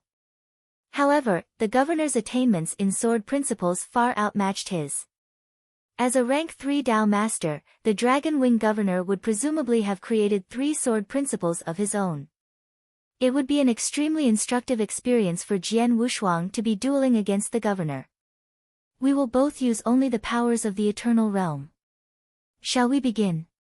The Dragon Wing governor smiled at him, like how an elder would when providing guidance and advice to a junior. The Dragon Wing governor had viewed Jian Wushuang's gift of the Dragon Heart Elixir to him as a most priceless favor. He had not been idle when Jian Wushuang was busy with his training in the Star River secret skill, for he was also deep in training himself. With the aid of the Dragon Heart Elixir, he was able to invoke the bloodline power within him, allowing him to complete the training of his secret skill. His strength, too, has grown extensively. This made the governor felt guilty. In return for the elixir, Jian Wushuang had only asked to be introduced to a golden-clothed deacon. Noticing that Jian Wushuang was practicing his skills, the governor saw an opportunity where he could recompense Jian Wushuang by giving him some advice. So began their duel. Both of them deliberately restrained their powers, keeping below the Eternal Realm, for it was a contest purely of swordsmanship, not strength. When the duel first began, the Dragon Wing governor did not perform any of his own sword principles. Soon after, he began to realize that Jian Wushuang's mastery of swordsmanship was far beyond his expectations. Jian Wushuang's sword danced with flourishes of smooth and refined strokes that he could hardly subdue. Slowly and steadily, Jian Wushuang was gaining the upper hand. With hardly any choice, the governor could only cast one of his own sword principles, regaining the leverage of the duel over Jian Wushuang. With that, the duel came to a swift end. The gap between one who has created his own sword principle and one who has not is most expectedly huge. Jian Wushuang thought quietly to himself. How do you feel, Jian Wushuang? The Dragon Wing governor looked at him and spoke. The sword principle I have used just now was the weakest of the 3 sword principles I have forged myself. The other 2 are principles of the universe level. I am afraid you would have lost even swifter if I were to have used the other 2 principles. Indeed, sir. Jian Wushuang nodded in agreement. Sword principles of the universe level were too powerful than that of the general level. We still have 3 years together. Please do not hesitate to speak with me if you have any doubts about your training. I shall hope to be of service to you. The Dragon Wing governor remarked with a benign smile. The governor was in good spirits due to the surge in his strength because of his success in mastering his secret skill. Thank you so much, Governor. Jian Wushuang replied happily, surprised and grateful at his offer. Right, then. You'd better concentrate on your training. I hope you will be able to create your own sword principle soon and become a Dao master as soon as possible. The Dragon Wing governor said.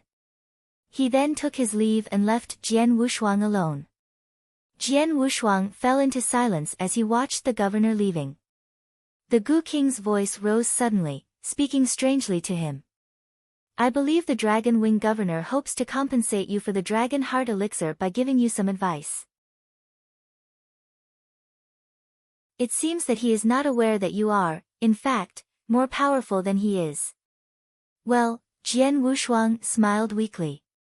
He is nevertheless a more proficient sword cultivator who had forged 3 sword principles of his own. He is doubtlessly qualified in instructing me in the mastery of sword principles. Those are nothing to be proud of. What he possessed are merely 2 universe-leveled sword principles and 1 general-leveled sword principle. The Gu King snorted dismissively. Without any desire to continue their debate, Jian Wushuang continued with his study of sword principles. He began spending the most of his time in the governor mansion, studying about sword principles tirelessly. Devoting most of his time in the research of forging the strongest sword principle and the study of the scroll containing 19 sword principles, Jian Wushuang used the rest of his time putting swordsmanships to practice, going to the governor for counsel and advice in the case of doubts. The governor was only too happy to oblige, pleased that he was able to return the favor to Jian Wushuang as he tried the best he could to provide answers and instructions to the latter. Time passed swiftly as 3 years elapsed in a flash. Jian Wushuang had made good progress on his mastery of swordsmanship. With a far deeper understanding of the finesse and skills of the sword, he knew that he would soon be able to forge his own sword principle. Jian Wushuang was in a courtyard when the Dragon Wing governor approached him. "I have just received word that the golden-clothed deacon has returned, Jian Wushuang. It is time for us to go to him," said the Dragon Wing governor. The two had grown close since Jian Wushuang began staying at the governor mansion and going to him for advice on sword principle.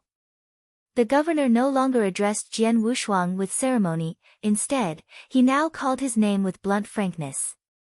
"Let's set off at once then." Jian Wushuang could not wait any longer.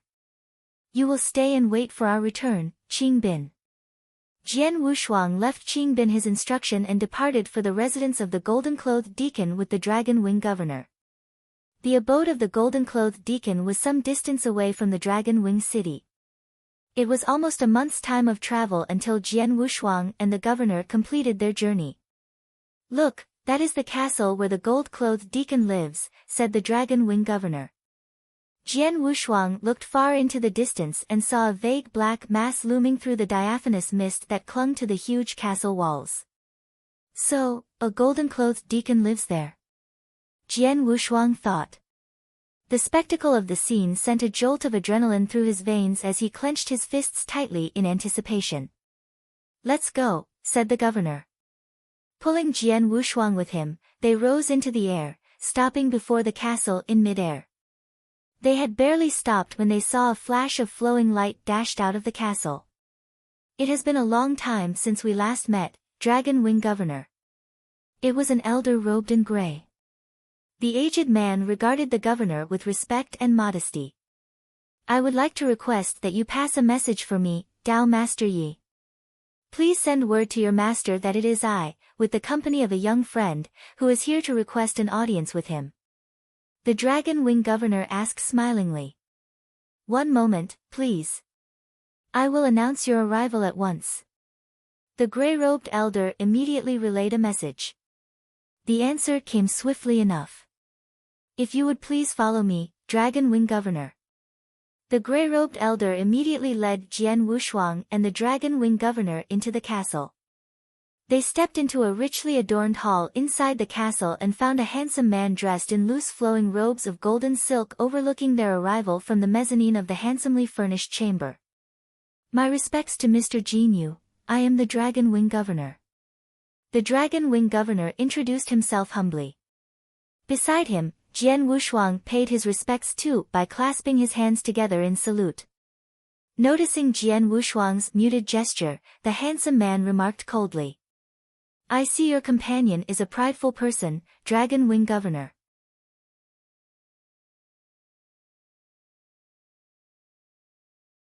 Chapter 1000, The Chaos Gem.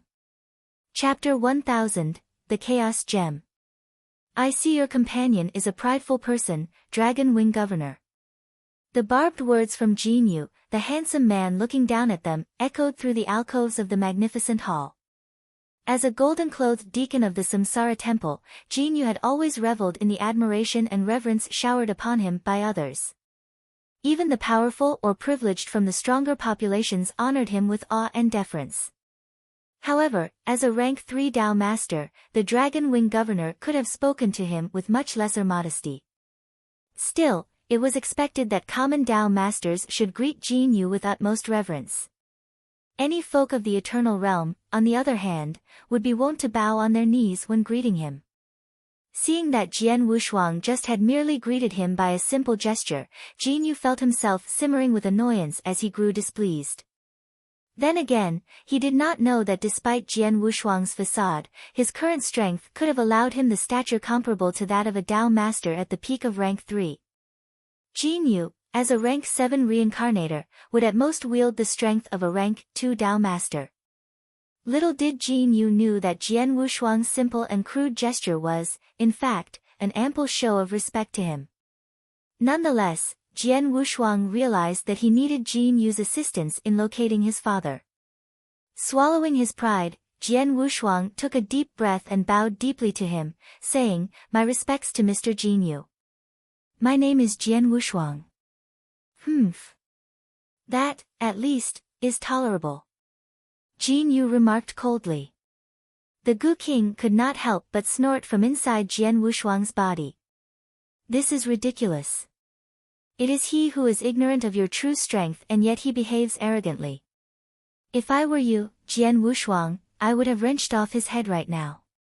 Still, it is his help that I require." Jian Wushuang seemed hardly perturbed. "This little price would mean nothing if I can indeed find out about my father's whereabouts from him. Your patience amazes me." The Gu King curled his lips. Basking in the grandeur of his lavish chamber, Jin Yu hovered over his guests imperiously and said, "Your reputation precedes you, Dragon Wing Governor. Long have I heard your name uttered with respect and fear. What brings you here today?" "I am merely acting as an envoy for my young companion, dear Mr. Jin Yu. On his behalf, I would like to request your assistance," the Dragon Wing Governor replied. "Oh." Jin Yu's glance shifted from the governor and rested upon Jian Wushuang as he spoke proudly, "Tell me about it." Jian Wushuang stated his purpose immediately. "One of my closest kin from the ancient world was selected to be a reincarnator 2,000 years ago. But until now, I have yet to receive any word from him. Hence, I am here today to request for your help in locating his whereabouts." "You want me to help you find the whereabouts of a reincarnator? Humph. You are truly a bold one." Jin Yu's face darkened and his deep voice reverberated over the eaves of the hall. "Are you aware that information about reincarnators is always a closely guarded secret even in the temple?" "Yes, I do." Jian Wushuang nodded gently. Jin Yu continued, "I may be a golden-clothed deacon who commands considerable authority. Still, it is against the law of the temple that no one is to leak any secrets of such information, for even I will have to face the sentence for committing such sacrilege. With enough luck, I might only be sentenced to incarceration for tens of thousands of years in the first prison of the temple. Otherwise, not only I risk losing my title, I might even be executed. Never have we ever met, and yet you dare make such demands of me to divulge the secrets of a reincarnator. You must be delusional." With that, Jin Yu turned immediately with a flail of his sleeves. As he began to leave, he barked a command to his steward, "See our guests off, Yi." Jian Wushuang panicked. Immediately he cried, "I understand the predicaments you face in helping me, Mr. Jin Yu. I assure you, I will be willing to pay the price for your help." "Price?"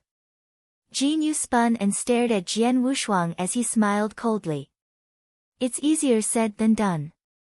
How can you, a mere youngling of the eternal realm, afford to pay such a huge price? Please state your price, Mr. Jin Yu."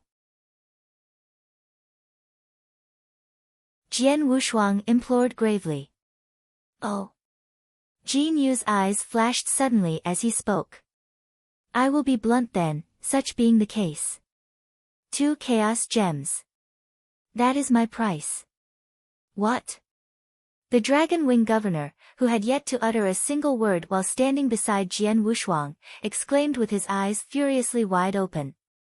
Despite his extensive wealth, even he could hardly be able to suffer the cost of 2 chaos gems as payment. How dare Jin Yu put forward such a demand? "Very well.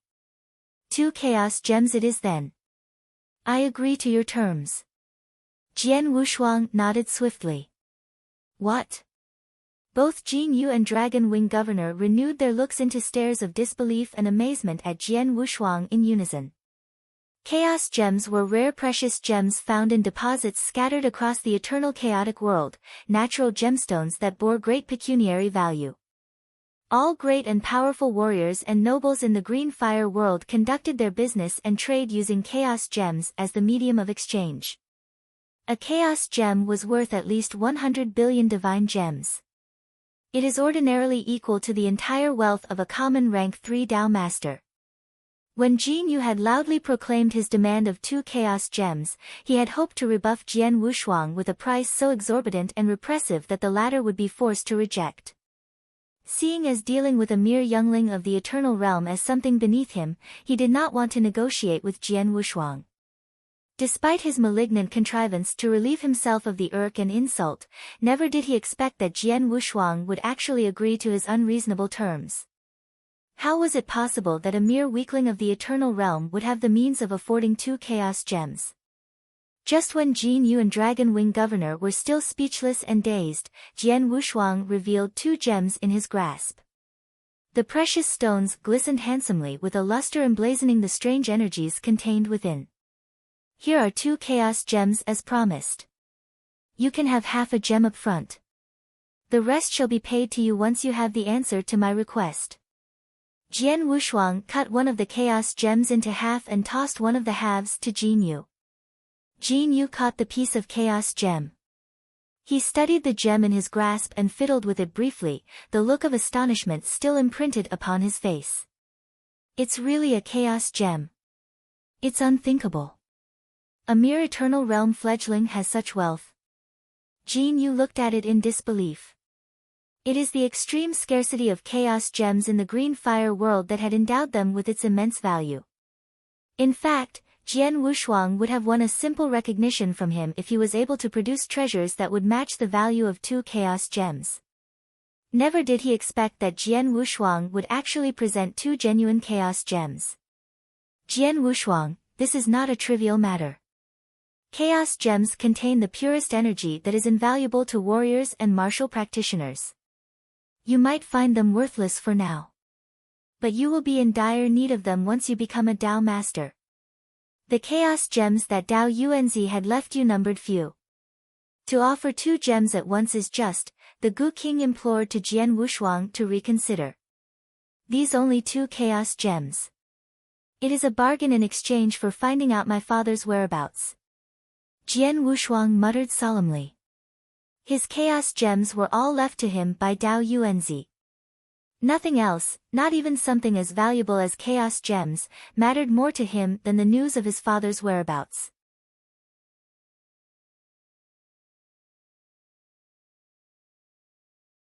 Chapter 1001, The Outcome. Chapter 1001, The Outcome. So, Mr. Jin Yu. I've shown you the 2 chaos gems I have prepared for you. Will you help me? Jian Wushuang asked. Jin Yu looked at Jian Wushuang, now renewed with a faint glimmer of respect for the latter's ability to afford 2 chaos gems. The mere ability to be able to afford 2 chaos gems alone proved that Jian Wushuang was hardly ordinary. I will help you, out of respect for the Dragon Wing Governor, and your promise of the 2 chaos gems, said Jin Yu. My thanks to you, Mr. Jin Yu. Jian Wushuang said happily. The person I wish to locate is called Jian Nantian. He is a reincarnator from the ancient world who came here 2,000 years ago. Jian Nantian? Jin Yu nodded. I will do my best. Give me 3 days and you will have your answer. You may stay here if you will, as you await my answer. That is fine with me. Jian Wushuang nodded his head. Let us stay here for 3 days then. I am hardly busy for now, said the Dragon Wing Governor with a laugh. Please see to their accommodations, Yi. Jin Yu commanded lazily with a wave of his hand. As you wish. The gray-robed elder named Yi responded and immediately led them to their rooms. As Jian Wushuang and the Dragon Wing Governor left, Jin Yu stood motionless at the mezzanine with his feet still bare. A sly smile crept over his face. What luck! To think that I can earn 2 chaos gems through so simple a task. Jin Yu murmured gleefully. He had lied to Jian Wushuang, telling him that divulgement of news about reincarnators would result in terrible comeuppance if caught in the act. In truth, the news of reincarnators was not as closely guarded as rumored to be. In fact, the upper echelons of the temple guarded such secrets with merely a lackadaisical zeal. Thus, the leak of information about a single reincarnator would neither alarm the Samsara temple, and nor would Jin Yu need to suffer any punishment. Apart from 2 chaos gems, there is still the Dragon Wing Governor. Jin Yuin broke into a hushed sinister glee. He conjured a token in his palm and delivered a message. Master Di Yen. I have 2 people currently taking up lodgings with me. I wager one of them might interest you. For the next 3 days, Jian Wushuang and the Dragon Wing Governor stayed temporarily in the castle. Anxious that he would finally secure news of his father's whereabouts, Jian Wushuang seethed with excitement. He grew so nervous that he could hardly calm down and focus on his training. 3 days passed quickly. Jian Wushuang and the Dragon Wing Governor were led back into the grand hall where they once again met Jin Yu. Jian Wushuang. There has been an outcome on the errand you have bidden me of. Jin Yu said, looking down at them. Jian Wushuang clenched his hands tightly with hope as he looked at Jin Yu. I've searched for the name of the person you gave me. But no such man exists among all reincarnators of the temple below rank 7, said Jin Yu. No such man exists. Jian Wushuang's face turned. How could it be possible? Are you certain that you have examined the names of all the reincarnators, Mr. Jin Yu? Jian Wushuang asked anxiously. Humph. Jin Yu scoffed indignantly. Are you questioning my honor, Jian Wushuang? The domineering demeanor of their host left Jian Wushuang speechless. Standing beside him, the Dragon Wing Governor turned to him and spoke in a low voice, Be at ease, Jian Wushuang. Jin Yu is a golden-clothed deacon of the Samsara Temple and a warrior of great standing across the Samsara continent. With your promise of reward, I am sure he will do his utmost to see that your bidding is done. His honor is worth this much at least. I apologize for the impertinence. Jian Wushuang muttered, aware that he had overreacted. Mr. Jin Yu. With my companion's promise of so great a reward as 2 chaos gems, I am sure we can agree that he is absolutely certain that his kin must be one of the reincarnators of the temple. Is it possible for other reasons for not being able to find him? The Dragon Wing Governor asked. From his perch, Jin Yu glowered down once more as he answered, I've ascertained that there is no such man among all reincarnators below rank 7. There are only 2 possibilities that can explain this regrettable outcome. First, the person may have become a rank 7 reincarnator, like me. Information about him will be kept from me since we are of the same rank. Jin Yu said. Jian Wushuang's expression changed, into one of renewed optimism and promise. Yes, yes. That's very likely to be the case.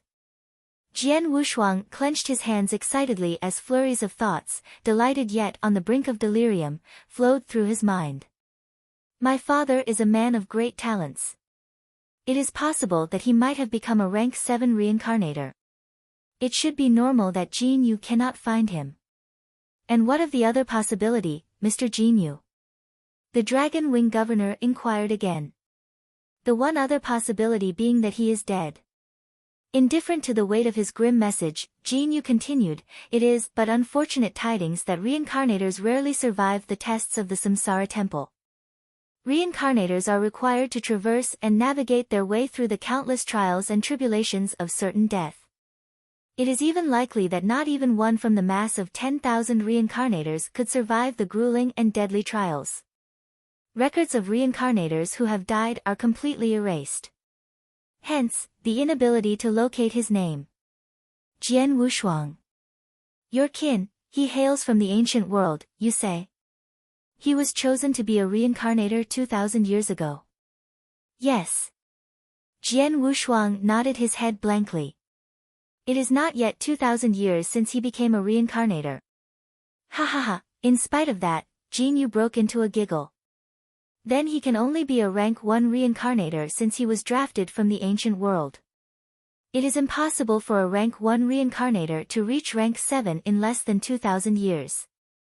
Not with the onerous difficulty of the tests of the temple. That would mean that your kin is more likely than not dead. Dead? Jian Wushuang was astounded by shock before he began shaking his head violently in denial. Impossible. That's impossible. His face darkened with despair. He was certain of his father's ability. The difficulties of the tests of the Samsara temple might be able to defeat most common warriors, but never his father. Be that as it may, I have completed the task as you have bidden me to. I have reported to you the outcome of my errand. You may choose to believe it and you may not. But that is no longer any concern of mine. Now hand me the rest of the chaos gems you have promised me. Jin Yu's boomed as he extended his hand. Jian Wushuang grimaced with anguish and denial. Biting hard, he handed the chaos gems to Jin Yu even though the outcome was too hard for him to swallow. Jin Yu beamed widely as at the sight of the chaos gems. He then looked once more at Jian Wushuang. Jian Wushuang. There is a favor that I might be able to do for you. I can see that you do not approve of the outcome of my finding. Jin Yu said. Ah. Jian Wushuang looked up at Jin Yu incredulously. I am but merely a rank 7 reincarnator. I am only allowed access to information on reincarnators below rank 7. However, I am familiar with a certain rank 8 reincarnator who might be able to help you, for he is able to examine the information of all reincarnators below rank 8. I would not mind enlisting his help if you are agreeable to a reasonable reward.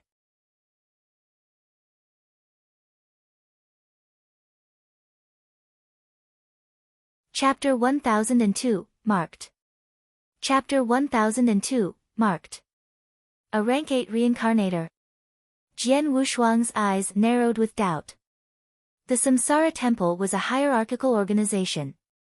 Rank 7 reincarnators could only procure information about reincarnators with ranks below theirs, but not of the same rank. However, information about rank 7 reincarnators was available to rank 8 reincarnators. News about his father might be able to be found by a rank 8 reincarnator if he had indeed made it to rank 7. And what will be the price of enlisting the help of a rank 8 reincarnator? Jian Wushuang asked. Hardly unreasonable. 10 chaos gems. Jin Yu replied, grinning widely. What? The Dragon Wing governor gasped with disbelief, his expression changing immediately. He. To think that this insolent pup has the impertinence to dare demand 10 chaos gems from you. As a mere rank 7 reincarnator, he would at most be a rank 3 Dao master. Under no circumstances, a wretch like him would worth 10 chaos gems. The Gu King snorted.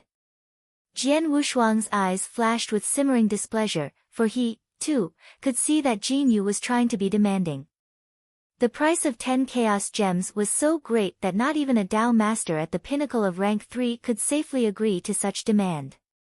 With the treasures left to him by Dao Yuanzi, Jian Wushuang could still manage the outrageous demand of Jin Yu. But he was hardly a naive fool that would tolerate himself being fleeced for nothing. Mr. Jin Yu. Will you be able to fully ensure that the rank 8 reincarnator will accede to helping me with my errand if the price of the 10 gems is promised? Jian Wushuang asked. Well, Jin Yu's brows furrowed uneasily. If you agree to my terms, I will speak to the rank 8 reincarnator. We share a friendship. There's a plausible likelihood that he will agree. By your words, there is also the likelihood that he will refuse, no? Jian Wushuang asked. Of course. He is, after all, a rank 8 reincarnator who holds greater authority over me. I simply cannot command him to do as I wish. Only he himself will decide. Jin Yu replied. Is that so? Jian Wushuang remarked, feigning a troubled look as he sneered quietly at Jin Yu. He may be truthful about speaking to the rank 8 reincarnator about my plight if I agree to his terms. Then again, he could be lying. He could easily dismiss the matter simply by lying about the reincarnator's refusal to help, and none would be the wiser about his malicious deceit. I see. This Jin Yu does intend to defraud me of my chaos gems. Has he mistaken me for a complete fool? With a cold smile to himself, Jian Wushuang put on an earnest expression and nicely declined. Mr. Jin Yu. It was by an extraordinary fortuitous encounter that I had chanced upon 2 chaos gems. Regardless, I am afraid that is the extent of all I am able to afford.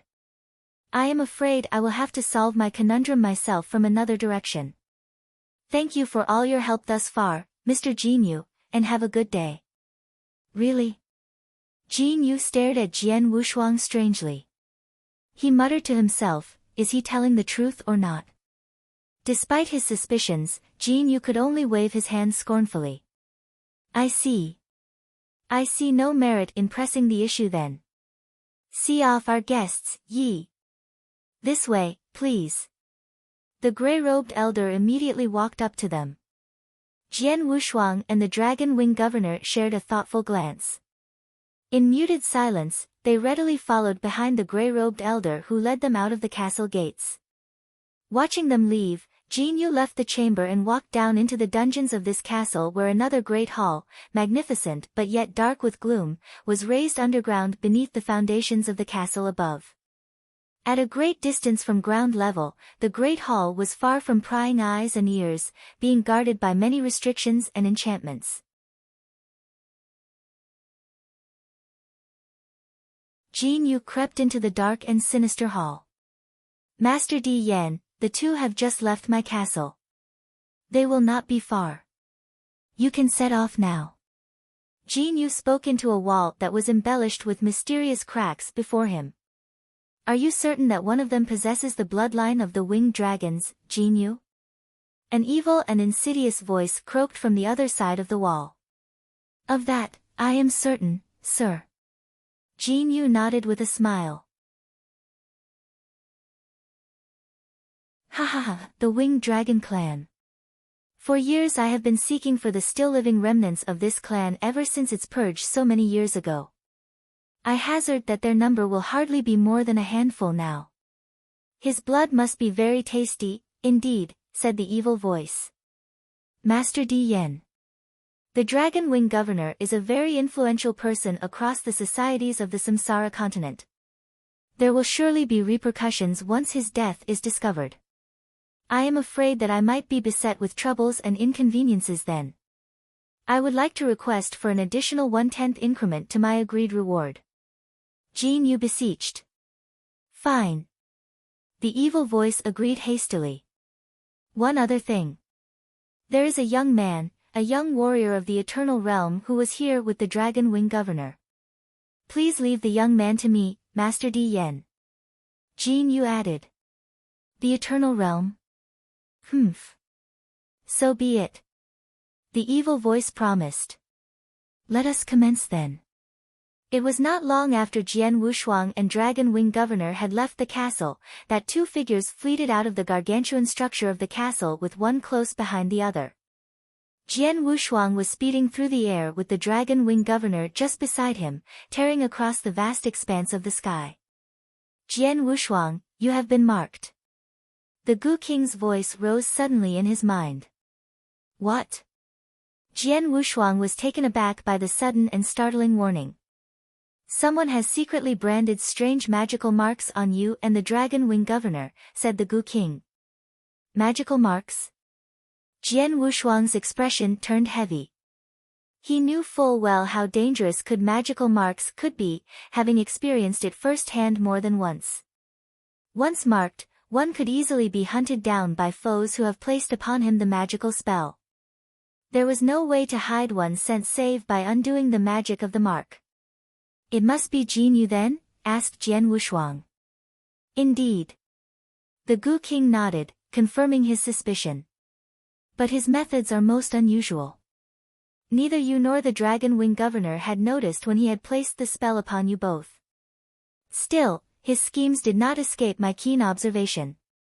Is there any way I can erase the mark? Asked Jian Wushuang. Yes, but it will take at least a day for the magic to be undone.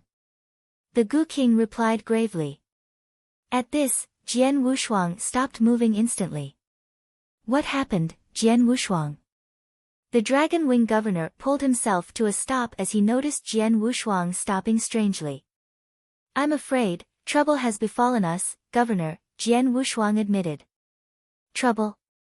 The Dragon Wing Governor's eyes turned wide as his pupils immediately shrank at the shock of the sudden revelation. Just then, a shrill howl that could send even winds quivering rang menacingly behind them.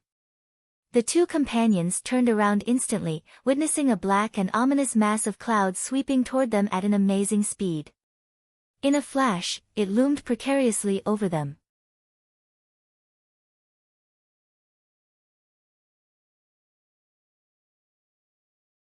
Chapter 1003, The Sky-Devouring Clan. Chapter 1003, The Sky-Devouring Clan. The black clouds dissipated over them, disintegrating as the figure of a person dressed in black revealed itself. Fully cloaked in jet-black robes, it was an old man with black mysterious cracks littered around his gnarly and creased face. The mysterious cracks looked strange and unusual, adding to the already ghastly and malevolent presence of the elder. A terrifying and devilish aura emanated strongly from him. Ha ha ha! Here we have a member of the Winged Dragon clan.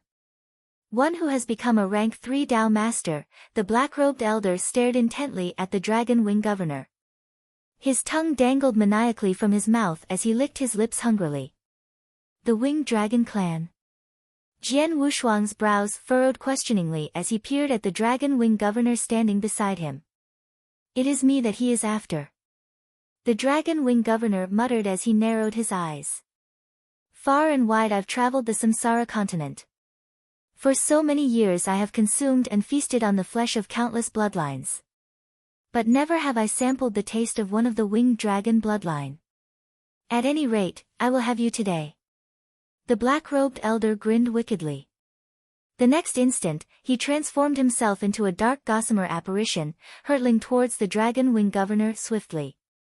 Jian Wushuang was completely been overlooked as if he never existed. Damn! The Dragon Wing governor's expression changed at the sight of the black wraith-like mass charging at him. He could feel the staggering presence of the savage old man that left him frozen with panic. The elder was undoubtedly a rank 3 Dao master, one who wielded incredibly powerful strengths. A fear he never once felt crept into his heart, paralyzing him with fright and hysteria. It was a sensation of intense fear that tingled from the blood of the winged dragon in his veins. It was like the panic by a prey when was stalked upon by its predator. He is after me, Jian Wushuang. Leave me and run. The Dragon Wing governor shouted out to Jian Wushuang frantically as he turned into a crimson lightning bolt that immediately shot into the air and fled. The Dragon Wing governor had escaped without even a fight.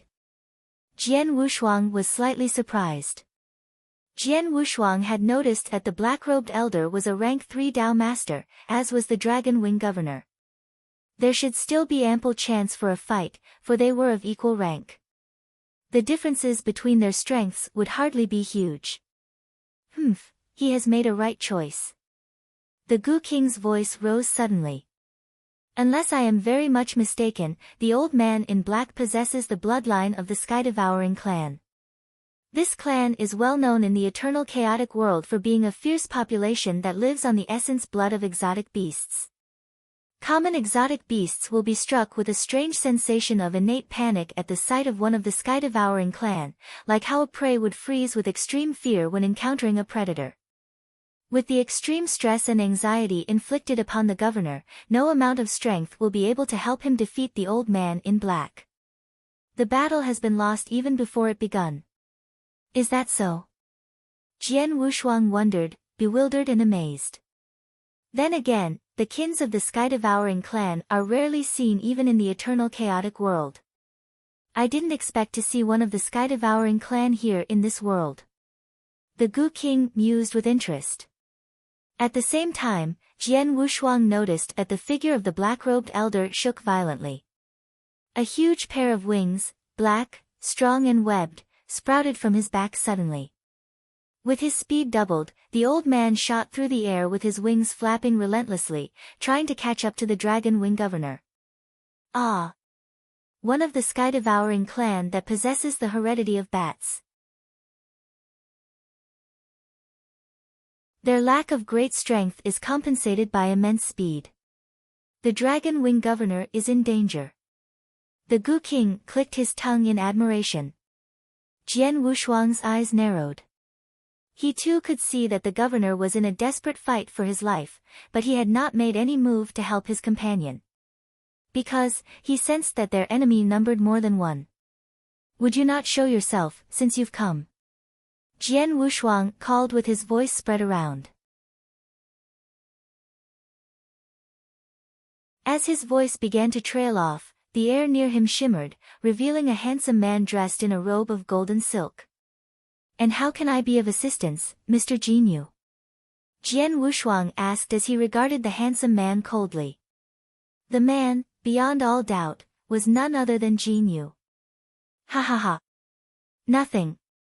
I'm only curious to know how could a mere an eternal realm youngling as you could so nonchalantly produce 2 chaos gems. Let me guess, you still have more, right?" Jinyu grinned thinly. "Yes, I do." Jian Wushuang nodded indifferently. Overjoyed, Jinyu continued, grinning widely. 1 chaos gem is more than equal to the entire fortune of a rank 3 Dao master. Would there not be dangers if you were to keep such fortune with you? Why would you not allow me to guard them in your stead? You are right. Such fortune is not safe with me.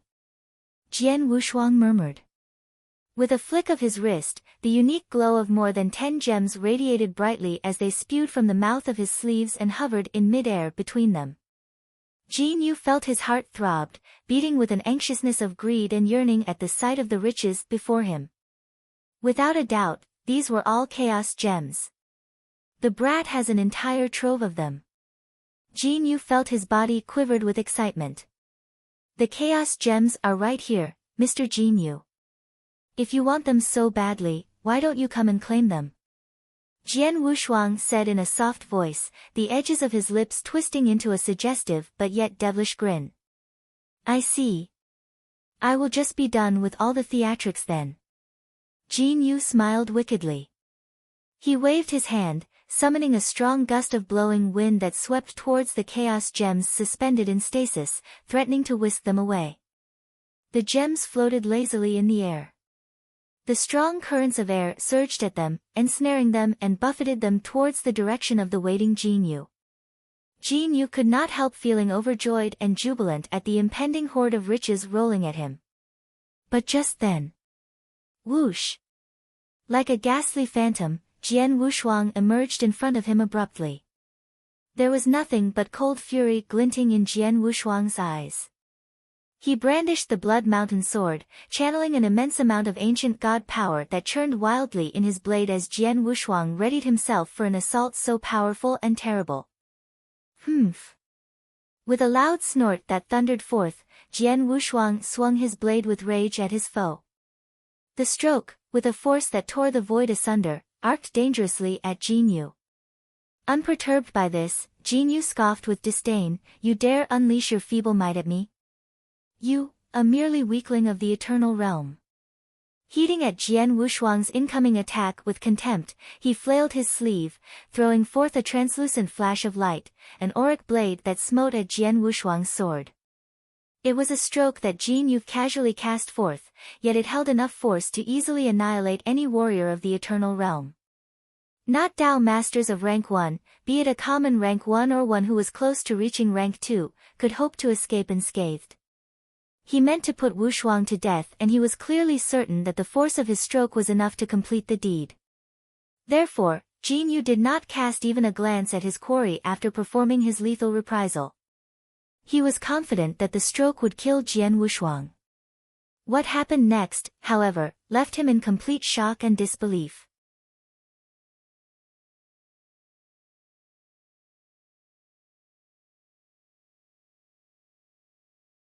Chapter 1004, Jinyu's Doom.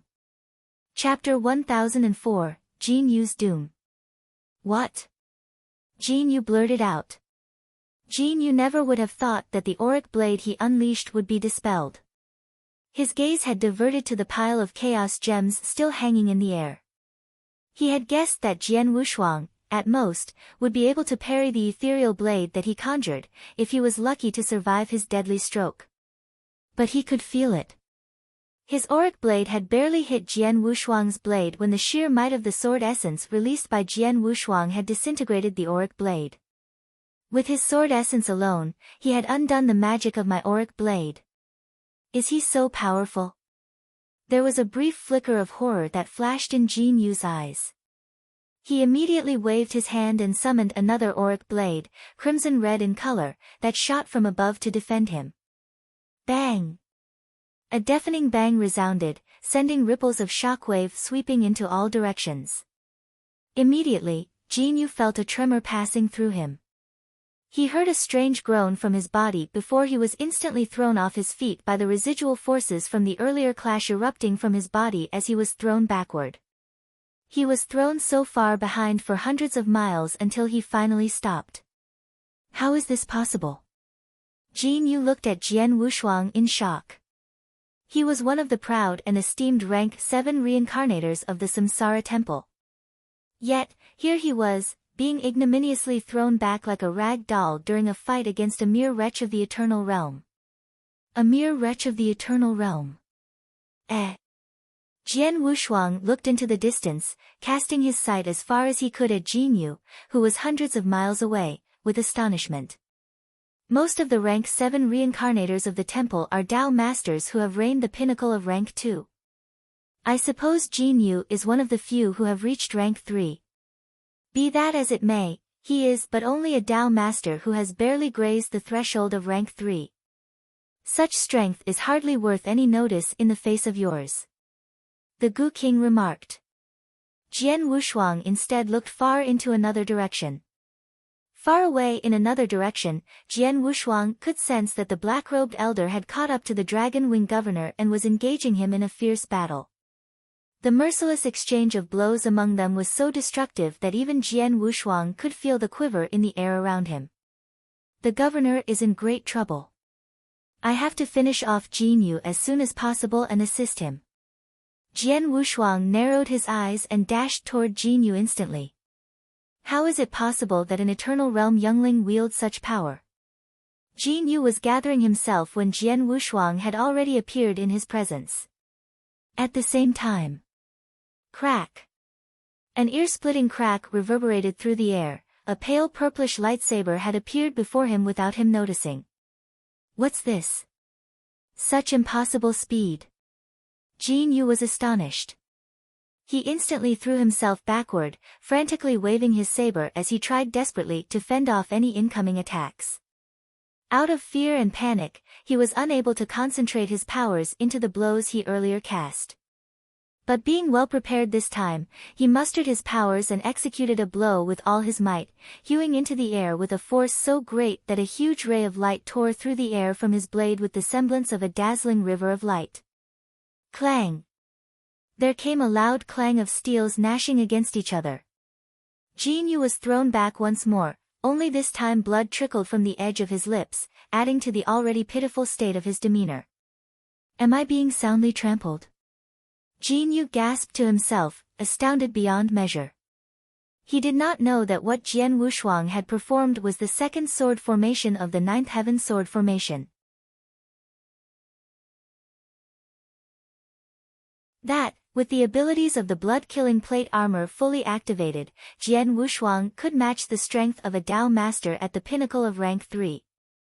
As a Tao master who has barely grazed the verge of rank 3, Jin Yu would most undoubtedly be beneath Jian Wushuang in strength and power. Crack! Once again, the pale purplish lightsaber defied both the laws of time and space and appeared before Jin Yu. Such speeds are impossible. Jin Yu panted, his face turning pale with fright. The greatest strength of the ninth heaven sword formation was, after all, in speed. The second sword formation, otherwise known as the flash sword formation, allowed its user to traverse the distances of thousands of miles in an instant, an ingenuity that was worthy of its name. Overwhelmed by fits of panic and fright, Jin Yu flailed his sword wildly, trying desperately to fend off the menacing lightsaber. Again and again, he resisted the blows cast by Jian Wushuang, and each time, he was thrown backward, his internal wounds growing increasingly severe as his strength and power slowly spent, as was his speed. Death was upon him now. A fear that he had never known crept slowly into him, ensnaring what was left of his sanity. Never would he have believed that a mere warrior of the eternal realm would be able to strike such intense fear into him. This sword formation, its powers, its swiftness. I cannot keep up. I cannot. Jin Yu cried manically, looking as if he was on the brink of madness. Jian Wushuang, stop. Stop. Your chaos gems. I promise. I will covet of them no longer, and I promise you I'll help you to persuade the rank 8 reincarnator I mentioned to track down your father. Please stop. Please, just stop. Stop right now. Heeding nothing of his desperate pleas, Jian Wushuang continued unleashing his brutal onslaught with the ninth heaven sword formation. Ridden by steel and pain, Jin Yu's life inched closer to death. No. No. Jian Wushuang. I am a golden-clothed deacon of the Samsara Temple, a rank 7 reincarnator, you can't kill me. You cannot kill me, Jian Wushuang. You will be visited upon by the consequences of your actions. Wait and see. Just you wait and see. Ha ha ha. Jin Yu's terrible and painful howls and shrieks of pain slowly subsided, replaced with delirious cries and roars of his final ounces of defiance. Regardless of his foe's plight, Jian Wushuang mercilessly continued with the execution of his blows to rain death upon his adversary, wearing a blank expression of utmost indifference and callousness. Before long, Jin Yu, a once great golden-clothed deacon of the Samsara Temple and a rank 7 reincarnator, fell to his doom under the blade of Jian Wushuang. Jian Wushuang waved his hand and whisked Jin Yu's interspatial ring with an unknown current of air into his grasp before he pocketed the ring with a cold and stern look on his face. Ridiculous. My earlier courtesy to you was due to my need of your assistance. Your arrogance and haughtiness I have endured, despite your attempt to fleece me, because of your standing as one of the golden-clothed deacons of the temple. Yet you dare to attempt murder only because I have eluded your devious scheme? You must have mistaken me for a useless fool. Jian Wushuang reflected quietly, his appearance cold with fury. Throughout their encounter, Jin Yu had shown him not even an ounce of respect, wearing an insufferable air of smugness and pride since they first met at his castle. He had even made unreasonable demands and had tried to defraud him out of his greed. These had all been tolerated by Jian Wushuang with an atypical patience. Yet, now Jin Yu had tried to murder Jian Wushuang after he had left his castle because of the chaos gems the latter possessed. Never would Jian Wushuang tolerate this insolence and contempt any longer. Jin Yu's standing and influence in the temple meant nothing to Jian Wushuang. Being a brash person that he continually was and one who has a blatant disregard for niceties, not even the threat of reprisals from the temple would dissuade him for executing the impudent wretch of Jin Yu. With the deed complete, Jian Wushuang lingered no longer. He took into the air, speeding toward the other direction. There, he knew, another fierce battle was taking place. The Dragon Wing governor was at a severe disadvantage and his very life hung on a precarious balance.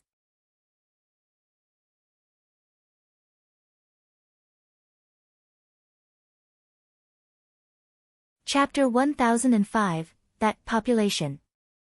Chapter 1005, That Population. At another site of a battle. Ha ha, Dragon Wing governor. Waste your energy no more. There is no escaping my clutches. Your flesh shall be a pleasure to my palate. The essence blood of the winged dragon clan might not be the purest, but still, it should be no less satisfying to my Epicurean zeal. The grey-robed elder licked his lips fervently. He flailed his arm, casting forth a force that struck the dragon wing governor and sent him staggering backward, injured. You evil swine!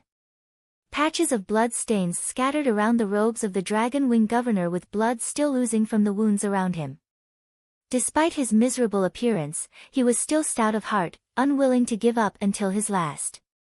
This man possesses a bloodline that has a strange predisposition that keeps me restrained. I might have able to fight equally against him if only I can summon the full use of my powers.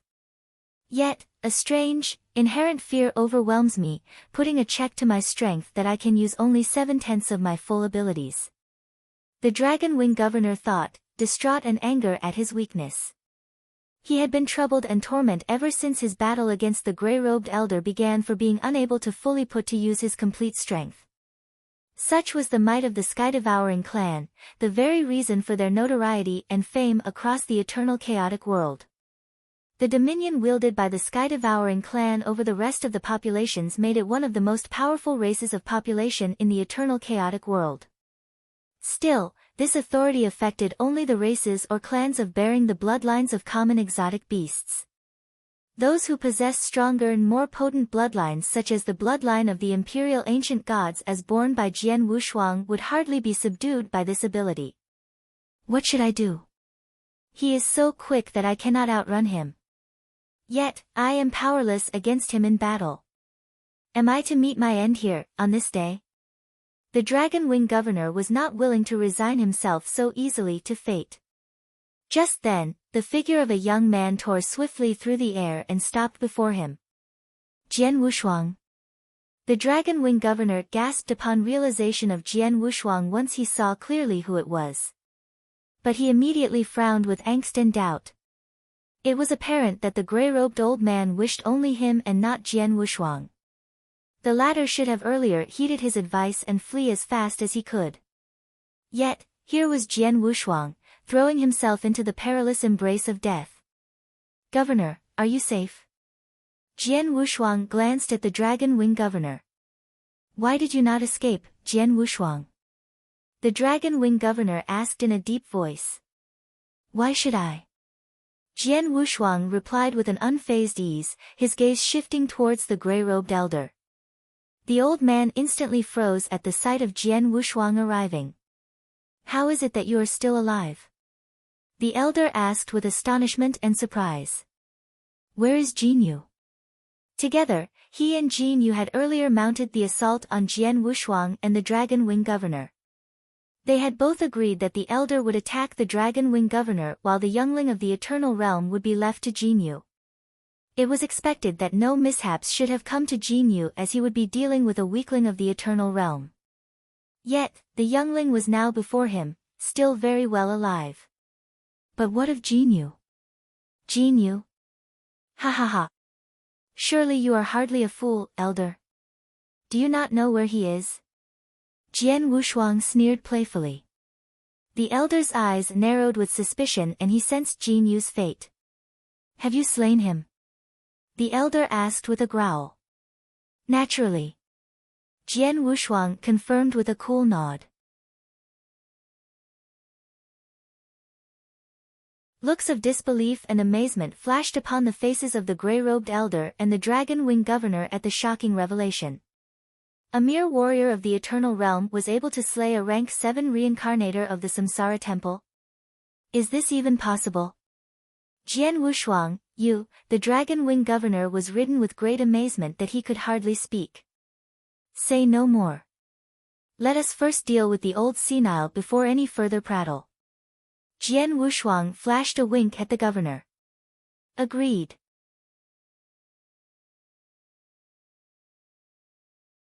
The Dragon Wing Governor nodded heavily, still unable to shake off the torpid lethargy of the stupefying awe. I may not know how could you have slain Jinyu, you mongrel pup. But I am neither he, nor I am as feeble as he is. Defy me, and you taste death itself. The gray-robed elder growled menacingly, but he struck immediately without mercy. The elder cast forth his stroke, a stroke that looked so simple and powerless as a casual pat. So casual it seemed, yet the stroke had conjured a huge black hole that spanned hundreds of miles wide in the air, bearing a powerful force that threatened to rip and tear at everything that it drew to itself. The huge void of darkness bore swiftly down upon Jian Wushuang. Watching this, Jian Wushuang's lips curled with contempt as he took one step forward. The first finger of the ancient god, the barrier-breaking stroke. A churning mass of ancient god power gathered in Jian Wushuang's hand as his outstretched arm glowed slowly in dark gold. He pointed his finger towards the incoming eddy of darkness. Rumble. The sky burst into a loud, groaning rumble as a gigantic finger of gold stretched from nowhere and struck furiously at the colossal black hole. Bang!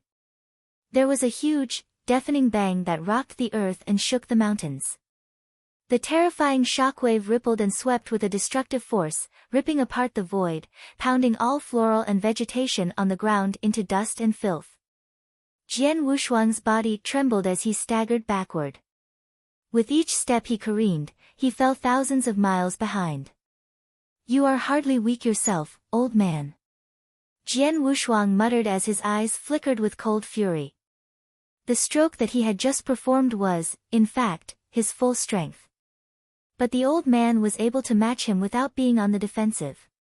It was beyond any doubt that the old man was slightly above him in power. With the progress I've made recently, especially the Star River secret skill that I have managed to enhance to the 30th level, I should be able to match the strength of a Dao Master at the pinnacle of rank 3. But this old man was able to subdue me by his sheer raw power. Such is the power of true rank 3 Dao Master, I see. Jian Wushuang thought. There were differences in each rank of a Dao Master's progression that distinctively varied in terms of power and strength. Rank 3 Dao Masters, for instance, were divided into 3 separate levels: elementary, advanced, and peak. Jinyu, being a hair's breadth away from reaching rank 3, was merely a rank 3 Dao Master of elementary proficiency, one who could even be seen as ineffectual, even amongst the rest of those with elementary proficiency. The Dragon Wing Governor had turned into a rank 3 Dao Master of advanced proficiency ever since he had completed the mastery of his secret skill with the help of the Dragon Heart Elixir. During his time in the Tang of the East, Jian Wushuang's strength was a match with a rank 3 Dao Master of advanced proficiency. He would hardly be able to hold his own in a match against Master Ku. But his strength had risen in recent years, most notably the mastery of the Star River secret skill. His strength was now equal to a rank 3 Dao Master who was at the pinnacle of advanced proficiency, only inches away from peak levels. The grey-robed elder's ability to subdue him with sheer raw strength meant that he was a true Dao Master at the peak proficiency of rank 3. His powers paled only slightly, if not on a par, when compared to the ilk of Emperor Shao and Emperor Yun, who were very close to the Holy Master level. Such was a might that Jian Wushuang himself would also have to be wary of. Jian Wushuang was still in the midst of beholding the greatness of the elder's strength, but the evil old man's mind was troubled and disturbed. This wretched pup's powers. A mere eternal realm fledgling could wield such powers against me. My powers have barely been able to subdue him. Wait. That power he just used, is that the bloodline power? Could it be that he belongs to that race of population? Yes. There is no questioning. I can sense the strength of that potent bloodline in him, and one of incredible standing and bearing within their ranks. Things would indeed be vexing and bothersome if that very race of population decides to interfere.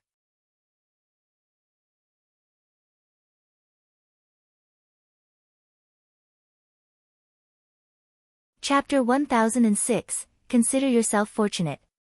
Chapter 1006, Consider Yourself Fortunate. Not even the grey-robed elder could resist a creeping fear slinking into him at the notion of that very race.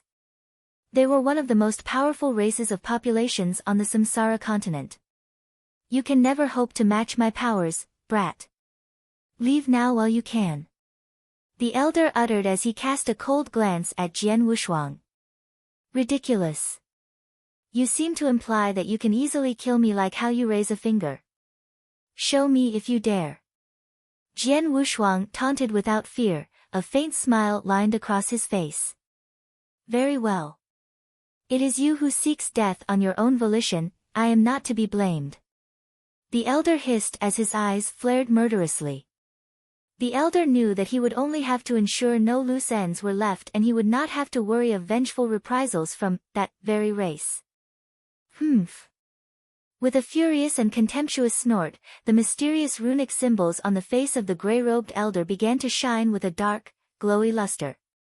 The evil and sinister illumination grew, slowly enveloping him whole, bathing him fully in the faint brightness. The elder spread his bat-like wings to their entirety, his figure too growing in size. In mere seconds, the gray-robed elder had morphed into a hulking giant, bearing an uncanny resemblance to that of a monstrous bat. Ah, Jian Wuxuan looked with his eyes wide at the spectacle of the bat-like giant before him. Ha ha ha! Remarkable! His secret skill allows him to manifest the primeval form of his bloodline. The Gu King said. The blood-red eyes of the giant black bat flashed with malice, and it took into the sky with tremendous speed like a lightning bolt. Screech! The gigantic bat emitted a cry that shook all heaven and earth. With the fierce and shrilling cry, came a powerful sonic wave with effects that would disorient foes, and enemies rushed and swept towards Jian Wuxuang. Ah! This is vexing, Jian Wuxuang muttered, his face turning gloomy as even he was discombobulated himself. Suddenly, the huge black bat reappeared over Jian Wuxuang with the intensity of a lightning strike, bearing its fangs ravenously at him. So fast was its blitzing assault that its jaws snapped and its fangs sank deep into Jian Wuxuang's chest as the bat clenched him in its vice-like grip before he could recover himself. The giant bat mustered its strength for a fatal bite, unleashing a powerful and terrifying force. Jian Wuxuang! The dragon wing governor cried with distress and great astonishment.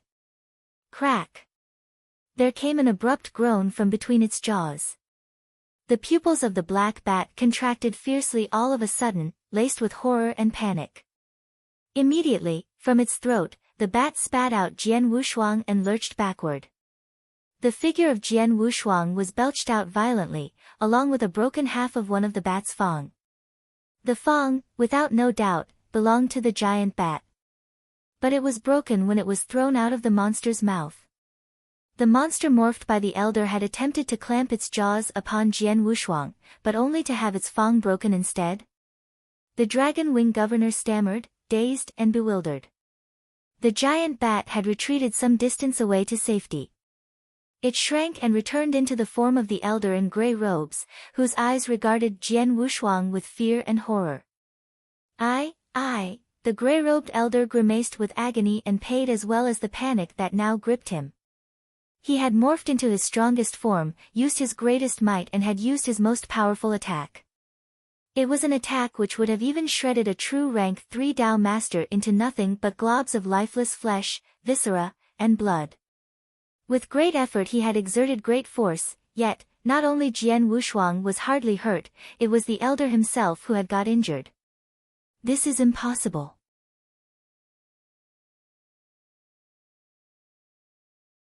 Not even a powerful Dao master of that race would be able to withstand the force of my bite, much less damaging my fangs. Unless, the grey-robed elder stared with at Jian Wuxuang, finally noticing his blood-red robes. Twice he had struck, most notably his recent attack in the form of a monstrous bat. Nonetheless, the Jian Wuxuang's blood-red robes remained intact, creaseless and wrinkleless. The blood-red robes he wears must be a treasure. It's a potent treasure of protection. The grey-robed elder muttered, understanding finally.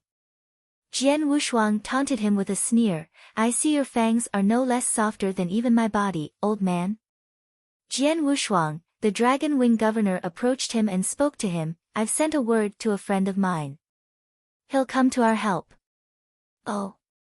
Jian Wuxuang remarked, his brows twitching dramatically. He turned to the grey-robed elder and shouted, Did you not hear, you old senile? Why are you still here? Do you intend to bite me again? Come if you will, we will see how many more fangs you can afford to lose. The older man's face grew dark with suppressed rage, but there was nothing he could say to retort. Never would he dare to venture another bite on Jian Wuxuang once more. The young knave's strong defensive capabilities makes it impossible for me to kill him. More so, with his remarkable strength. It's impossible for me to kill the dragon wing governor, now that he is here. The old man deliberated over his decision, finally relenting and gave up. What a pity. It seems that today I won't have the chance to relish the taste of essence blood of winged dragon clan.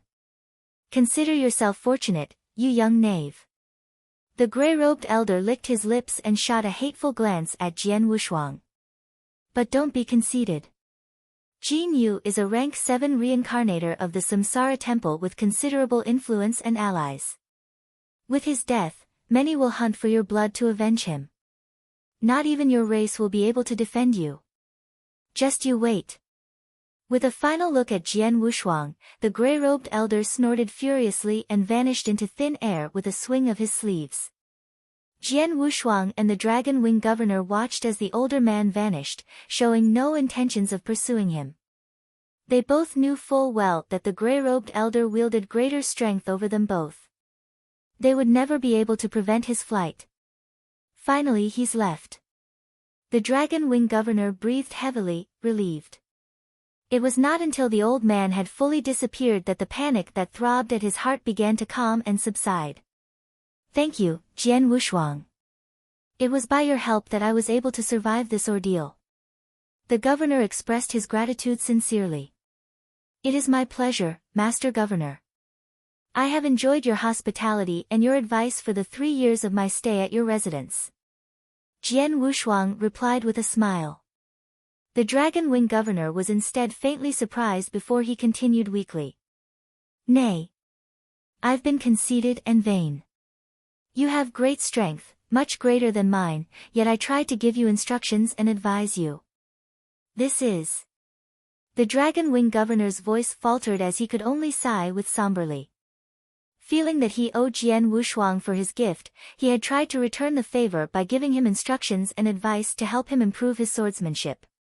Trying to advise Jian Wushuang as an elder, he under the impression that Jian Wushuang was indeed a mere youngling of the eternal realm, believing himself to be qualified to counsel, instruct and advise the young warrior. It was not until today that he finally realized that the young warrior was, in fact, a stronger warrior than he was.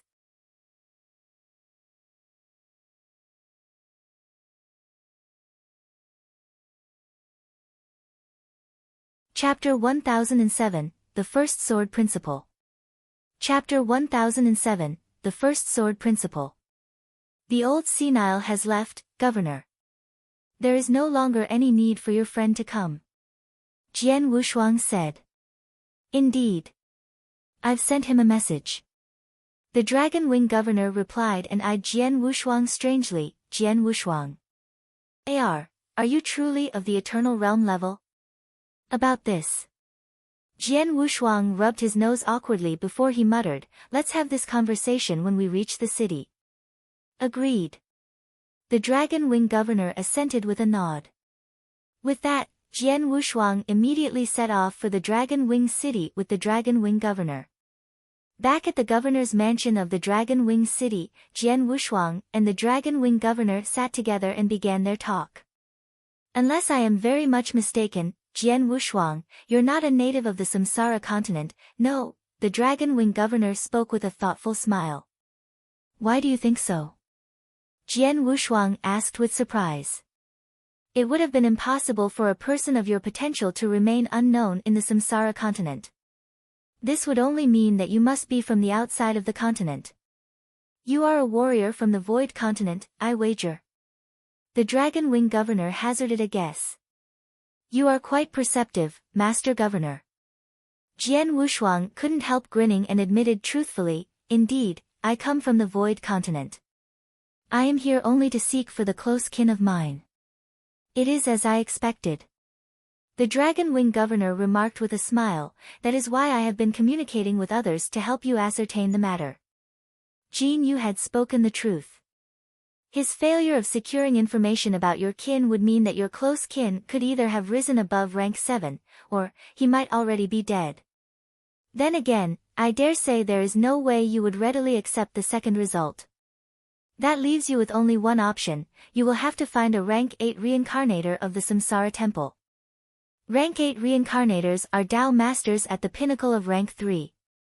Even amongst the horde of warriors that throngs the Samsara Temple, there are but only a handful of warriors of such caliber. One would hardly expect to be able to even catch a glimpse of such elusive individuals. Even with my extensive influence, I am afraid I will not be able to help you in this errand. You have much to delve on your own from this point now. The Dragon Wing governor acknowledged his regret for his inability to assist Jian Wushuang. I understand. Jian Wushuang nodded gently, then he said, nevertheless, there is no longer need for hurry since my father is not among the reincarnators below rank 7. The large and wide Samsara continent teems with numerous warriors. I can travel around while looking for him. Reincarnators of the Samsara temple did not have to worry much about their own safety once they had reached the level of rank 6. Rank 7 reincarnators were at an even higher level, which made it more difficult to kill them. His father would surely be safe if he has surpassed rank 7. Thus, there would be hardly any need for haste. Where are you going next? The Dragon Wing governor asked. Well, I did liberate the warrior slave from the gladiators' arena who is of the Rock Demon clan. I was once indebted to another great warrior of their clan. I intend to go there first. Jian Wushuang said. When do you intend to set off? The governor pressed on. Now. Jian Wushuang said. I see. In that case, I will delay you no longer. The governor smiled, waving his hand as he conjured 2 magical tokens. Here are 2 tokens. One of them is my message token. Send word to me at need. I will do my utmost to have you as best I can. The other token is the most detailed star map of the Samsara continent available. 9/10 of the territories of the Samsara continent is mapped upon it. I think it would be useful to you. Thank you very much, Master Governor. Jian Wushuang replied. He accepted gladly the 2 tokens and bid his farewell to the Dragon Wing governor. I shall hope that we will be able to meet again, Master Governor. On the same day, Jian Wushuang began his journey to the bastion of the Rock Demon clan with Qingbin with him.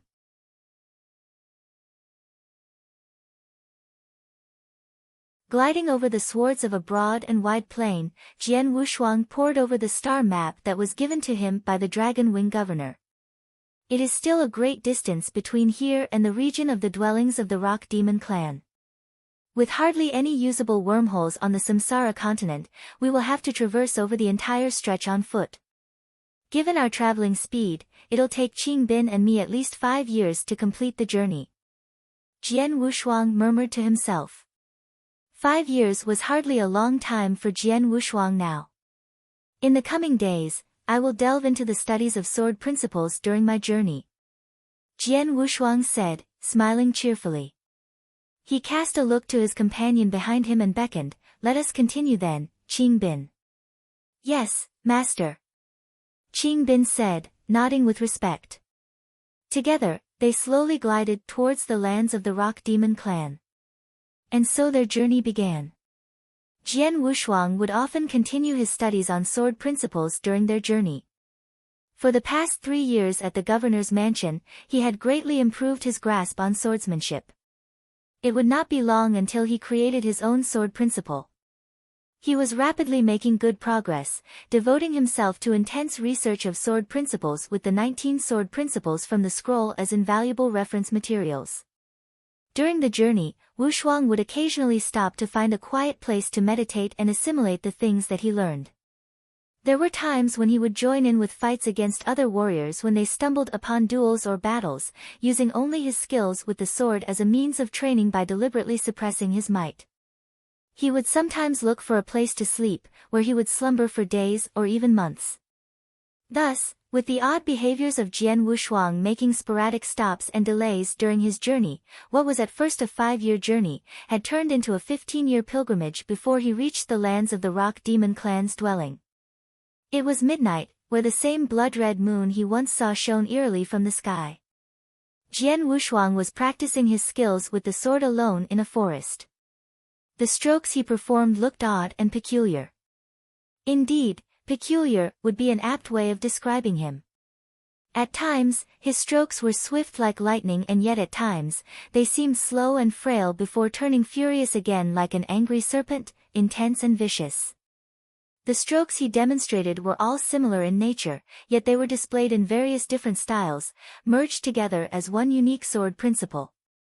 The principle was a bizarre amalgam of different styles and philosophy, a wild and audacious blend of differing principles unified into one morbidly coalesced sword principle.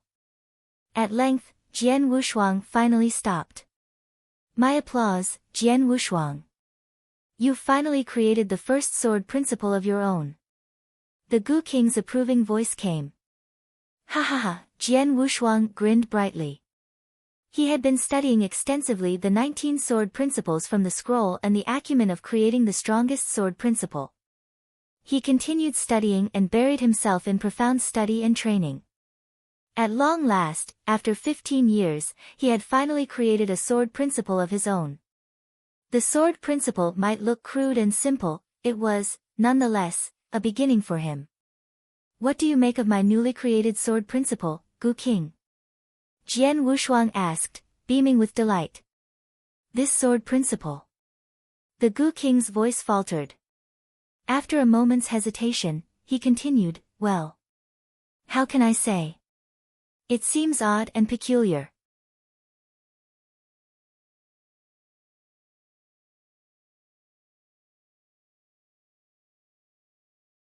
Chapter 1008, Turbulence. Chapter 1008, Turbulence. Peculiar? Jian Wushuang asked in return, confused. The sword principle you created seems like a cluttered blend of several different sword principles. It may be a sword principle you created on your own, the sword principle seems nevertheless a tad chaotic. The Gu King said. Chaotic? Jian Wushuang murmured in stunned silence. Even so, he could understand the reason for the Gu King's opinion. Having created the sword principle himself, yet even he knew neither what to call it nor how should he name it. The sword principle was forged by fusing the several styles of the many sword principles from the scroll, embodying the differing doctrines of several sword principles. It should be expected that the sword principle would most undoubtedly be disorganized. I agree, it is chaotic now. But this sword principle can be greatly improved when I am fully able to completely coalesce all the sword's principles as one. Jian Wushuang remarked earnestly. Well, there is a sense in forging a brand new sword principle by integrating hundreds or even thousands of sword principles. Nevertheless, no one can truly tell if this sword principle can still be enhanced into your strongest sword principle. The Gu King said. Patience. Jian Wushuang said, smiling. This is but merely my first time. I will learn the ropes gradually. Jian Wushuang was rather delighted that he had finally created a sword principle of his own. He would ponder on the rest when the time was ripe. It may be a most ordinary sword principle, but with its creation came the power that now elevates my power. At last, I truly possess a Dao Master's battle strength at the pinnacle of rank 3. Jian Wushuang smiled, feeling pleased with himself before he turned to his side. Qing Bin.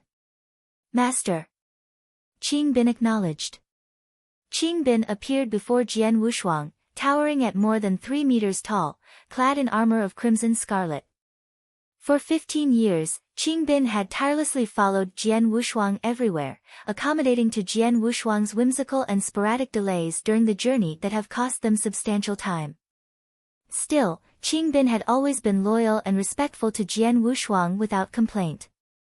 Never once he had forgotten that it was Jian Wushuang who saved him from the gladiators' arena. Is that the territory of the Rock Demon clan just ahead? Qing Bin, Jian Wushuang asked. Indeed, Master. We will be within the territory after crossing over this plain. Qing Bin answered. Very well, we should continue without delay then. Jian Wushuang said. Yes, Master. Qing Bin replied. There was a hint of delight and joy in his voice. With that, Jian Wushuang and Qing Bin set off immediately, crossing over the pasture of meadows and reached the lands of the Rock Demon clan. Soon, I will finally return to my population. As they venture closer and closer in the direction of the bastion of the Rock Demon clan, Qingbin grew more and more excited, with a noticeable spring of delight in his steps. Even Jian Wushuang could feel the joy radiating from him. But they had only just reached the lands of the clan, when...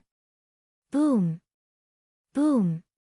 The clamor and bedlam of battle and carnage could be heard from afar.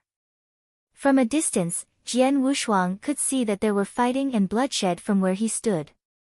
There were dozens of people of opposing factions fighting in the battle. The warriors of one faction were quite large in build. Even the shortest one was more than 2 meters tall.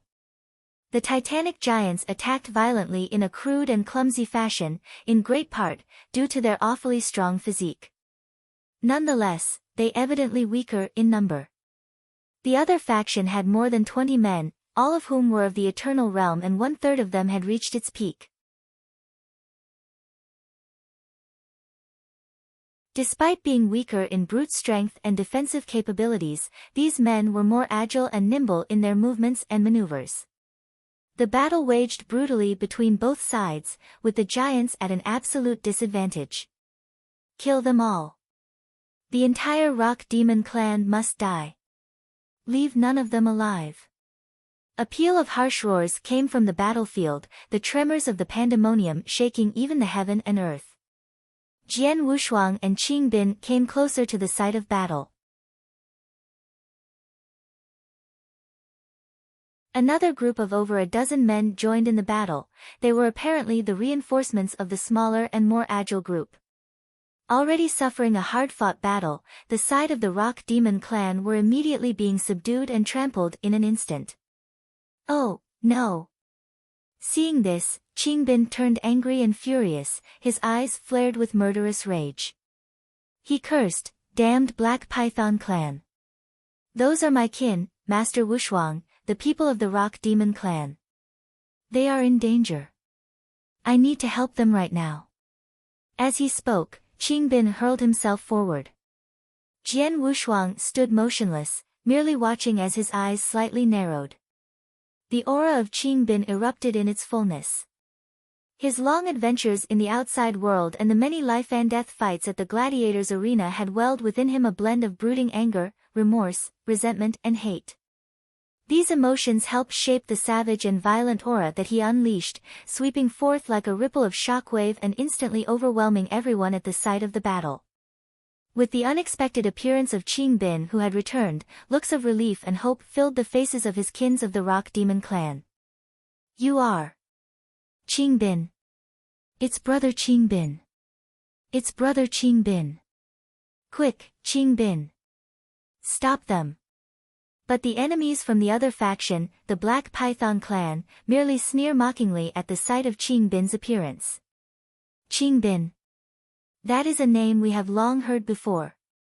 It's said that he was once well known within the Rock Demon clan. However, he vanished afterward. There were rumors that he had left for an adventure. But I didn't expect his return. Nevertheless, there is nothing that a lone giant of the Eternal Realm can do to defy our might. Humph. Qingbin returns to seek his own doom. Say no more, just butcher him along with the rest. Several warriors of the Black Python clan immediately threw themselves at Qingbin. Qingbin's strength was at the peak of the Eternal Realm. No one here could hope to be able to match him in strength in single combat. But there were simply just too many enemies against him, like a lone tree trying its best to weather a horrific storm. The warriors of the Black Python clan were all of the Eternal Realm too.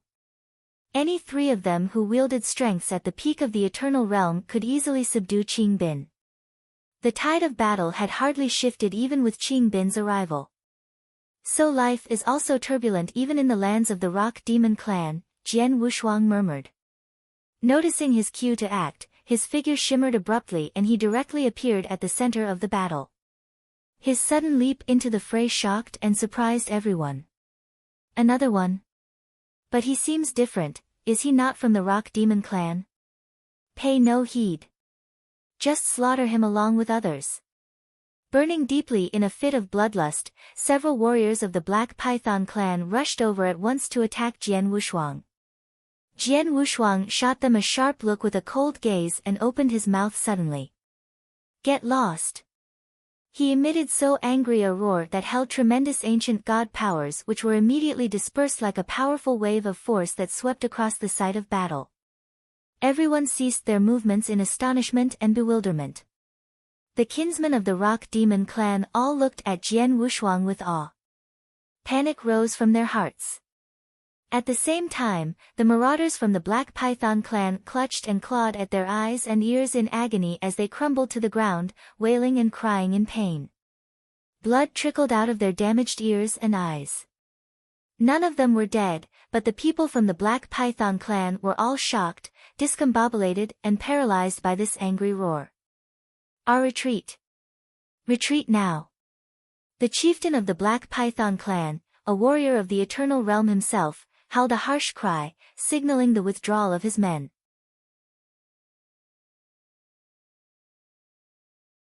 None of them dared to remain as they fled back to where they came from miserably. Some ventured a final glimpse of fear and terror at Jian Wushuang as they leave, hoping a final glance at the person who had effortlessly routed them with a mere roar that struck despair and panic into them.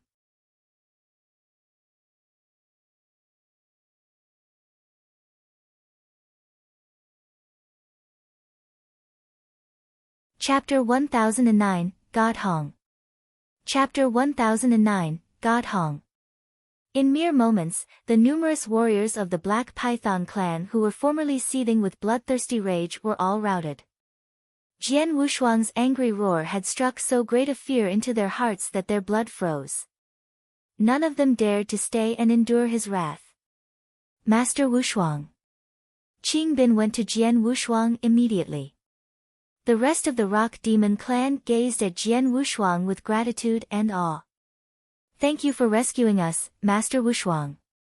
Qing Bin said. If it were not for Jian Wushuang's help, he and his kin would have been slaughtered by the Black Python clan. Why the hostilities by the Black Python clan? Jian Wushuang asked. It is as thus. Qing Bin explained, there are nearly 100 races and clans in this region. Among these populations, the Rock Demon clan and the Black Python clan reign the strongest, both are the stronger populations around here. Hence, conflicts and battles ensue tirelessly as both clans fought to maintain their influence and interests. Animosity between both clans have persisted for many years now. I see, Jian Wushuang remarked, his eyebrows raising with faint surprise. The Rock Demon clan one of the stronger populations? Prior to arriving here, he had presumed that the Rock Demon clan was a common or lesser population. Never did he knew that the clan was a stronger population that commanded a minor degree of authority. Even across the entire Samsara continent, the stronger populations numbered few and scarce. They were clans or race that possessed considerably potent overall strength. Take me to God Hong, Qing Bin. Jian Wushuang said promptly. Yes. Qing Bin immediately led the way. Before long, they reached the stronghold of the Rock Demon clan. The stronghold of the Rock Demon clan was surrounded by a ring of mountains. Within the bastion of the clan were numerous buildings and structures that housed millions of their kin. Even among the stronger populations, it was rare for a race to have a population of millions of kinsmen. The Rock Demon clan was beyond any doubt one of the stronger populations that commanded respectable overall strength over the lesser races and clans. Still, it was among the weakest of stronger populations across the continent. They have 10 Dao masters in their midst, the least possible number of Dao masters for stronger populations. The greatest warrior of the clan was none other than God Hong, a Dao master of rank 3. Still, he wielded only the elementary proficiency of rank 3. It was the awakened Rock Demon bloodline that flowed through his veins which had endowed him with an extremely sturdy physique, allowing him a slight edge even in fights against rank 3 Dao masters with advanced proficiency. Following closely behind Qing Bin, Jian Wushuang was led directly into the bastion of the Rock Demon clan, where he was arranged for an audience with God Hong in a grand hall. Clad in armor of cyan hue, God Hong was a bald man who towered at an intimidating height of more than 5 meters. There he stood, They saw, at the forefront of the hall like a huge mountain. Is he God Hong? Jian Wushuang asked himself, staring at God Hong with astonishment and disbelief. The mere shred of consciousness of God Hong during their encounter in the ancient world had left a vivid and lasting impression that had never ceased to awe him. Jian Wushuang could hardly forget the amazement and awe that he reserved especially for the consciousness that was shaped by the residual powers left in a mere severed finger of God Hong. Yet, now, meeting God Hong for the first time in person, Jian Wushuang could hardly feel neither admiration nor adoration for the person he once respected. Brother Hong, it is I, Qing Bin, who has returned. Qing Bin rushed over to God Hong and fell to his knees before the hulking man with great excitement, bowing his head down on the ground with utmost reverence as his voice echoed through the alcoves of the hall. It is good that you have returned. On your feet now. Relieved and comforted, God Hong dismissed with a simple wave of his hand as he watched his long-lost kin immediately got to his feet. This is Master Jian Wushuang, Brother Hong. He is the reason that I am able to return alive.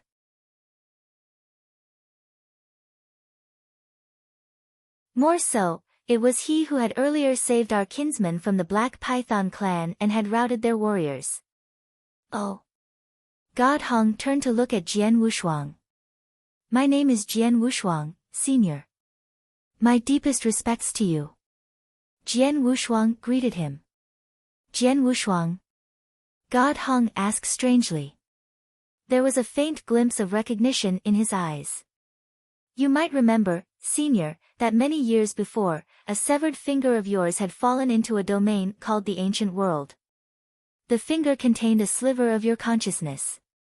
The consciousness from the severed finger had encountered a young fellow and had taught him the immortality secret skill. The young fellow was also imparted with the technique of enhanced magic, Thunderbolt. Jian Wushuang said, smiling. God Hong's gaze instantly transfixed upon Jian Wushuang with a surprised stare as he realized who Jian Wushuang was. He said, You were the young man from the ancient world? I am. Jian Wushuang said. How is this possible?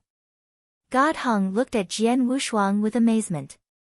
He said, You were but a fresh sapling then, still young and untrained in combat and martial skills when the shred of my consciousness met you. It has hardly been 2,000 years, and yet, in such a short time, you have managed to achieve such power and strength. God Hong was filled with astonishment. He had merely intended to show some kindness to a helpless weakling when they first met. Despite once encouraging Jian Wushuang to reach for greater heights and proposing that the young man visit him in the future, he did not expect that Jian Wushuang would indeed thrive and progress so swiftly. But now, Jian Wushuang had indeed come to him in less than 2,000 years. You had saved Qing Bin, and had repelled our enemies from the Black Python clan. I simply don't know how to express my gratitude to you. God Hong said with a smile. You are being too polite, Senior. I would not be here if it were not for the kindness that you have shown me so many years ago. Jian Wushuang said.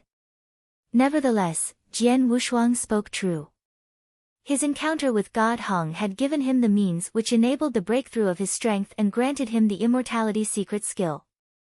The very same immortality secret skill had been key to his continued success. It was hardly an exaggeration that it was God Hong who had paved the way for Jian Wushuang's climb to power. Ha ha ha.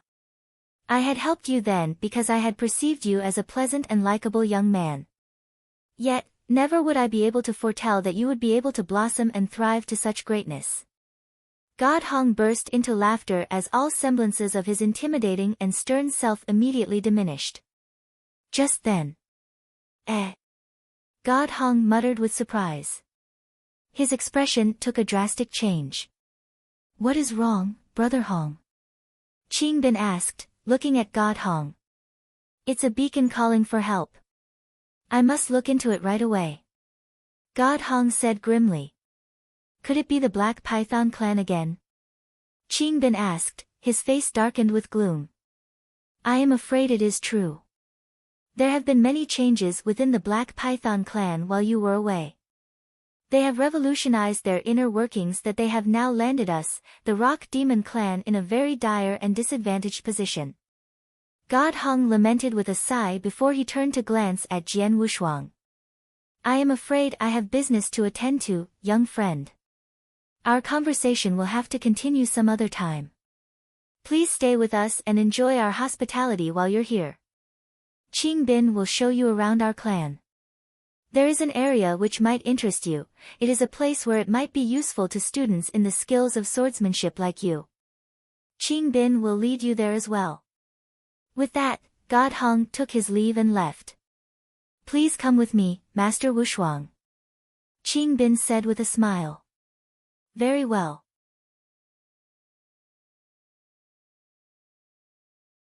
Jian Wushuang replied curiously as he nodded. God Hong had mentioned of a site which will help greatly the students of the mastery of swordsmanship. What manner of place could that be?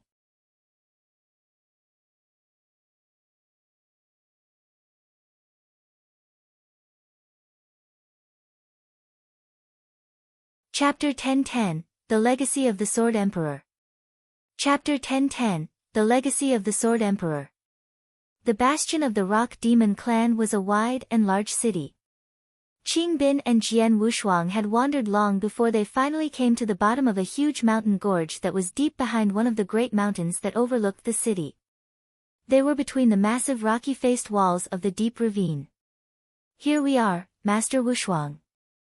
Qing Bin said as they came to a stop, the finger of his outstretched arm pointed to the huge jagged walls. Look, Master. Jian Wushuang looked closely into the distant. What he saw made him froze. It's... With his eyes twinkling with awe and amazement, Jian Wushuang saw many marks upon the walls. Unlike the rough faces of the walls, the marks were incredibly precise and smooth with varying depths and declinations, very much similar to the marks left upon a slab of butter by a hot and keen blade. These were all marks left by swords. Marks that have cleaved and hewed deep into the solid walls of rock with differing depth. There were 9 of them in all.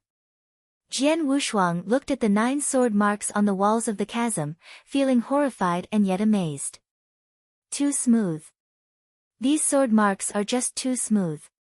How sharp would a sword have to be capable of carving so deeply and smoothly into solid rock? How swift would the skills of its wielder have to be able to harness such power? Jian Wushuang breathed absent-mindedly as he studied the first sword mark. The first sword mark was the shallowest of the 9. Despite its age, Jian Wushuang could still faintly perceive the aura left by the stroke, a destructive will to inflict damage that appalled him. As he examined the mark, Jian Wushuang could slowly envision a figure, the silhouette of a swordsman who swung his sword and left the mark on the wall with finesse and grace. Too fast. This stroke is too fast. Jian Wushuang gasped, astonished before he moved on to the second sword mark. The second mark was deeper still, containing a richer residue of aura left so long ago. Jian Wushuang could envision once more the figure of the swordsman brandishing his blade. The dance of his sword bore the vestiges of the same swordsmanship, the only difference that this second mark was left by a stroke swifter than the first. Already the stroke which had birthed the first sword mark was fast enough to amaze Jian Wushuang, but the stroke that had created the second mark was even faster still. Then he saw the third, the fourth, and the subsequent marks that followed. As the marks became deeper and deeper, the swordsman from his vision demonstrated the strokes of his swordsmanship with speeds that outvied one after another, growing increasingly faster and faster. Finally, he saw the 9th and the final sword mark. The mark cleaved deep into the rock that it appeared it could even sunder the mountain half. It clearly bore the traces of the strongest force unleashed by the swiftest stroke. In his vision, Jian Wushuang could fully visualize the silhouette of the swordsman showing to him the swordsmanship in its fullness. The speed of the stroke was what left him horrified. It was so fast that not even Jian Wushuang could see it clearly. It bore such terrible swiftness that Jian Wushuang knew, even he himself would only be helpless before such an overwhelming speed. Finally, he saw the 9th and the final sword mark. I believe it was an incredibly powerful swordsman who was once here to meditate on his mastery of swordsmanship and hone them to perfection. The 9 marks on the wall of the gorge were left during his training. Jian Wushuang thought to himself. All 9 marks were left by the very same stroke, repeated again and again. But the differences in the depths of the strokes showed the gradual rise in force that was accorded by the increase of speed in the execution of the stroke.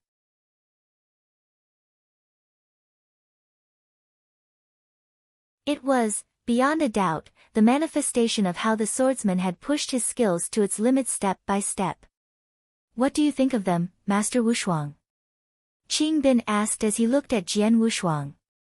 Extremely shocked. Jian Wushuang answered truthfully. Everyone from our clan, those who study swordsmanship, wore the very same amazed and shocked expression that you now wear when they first laid eyes on these marks. Qing Bin said with a smile.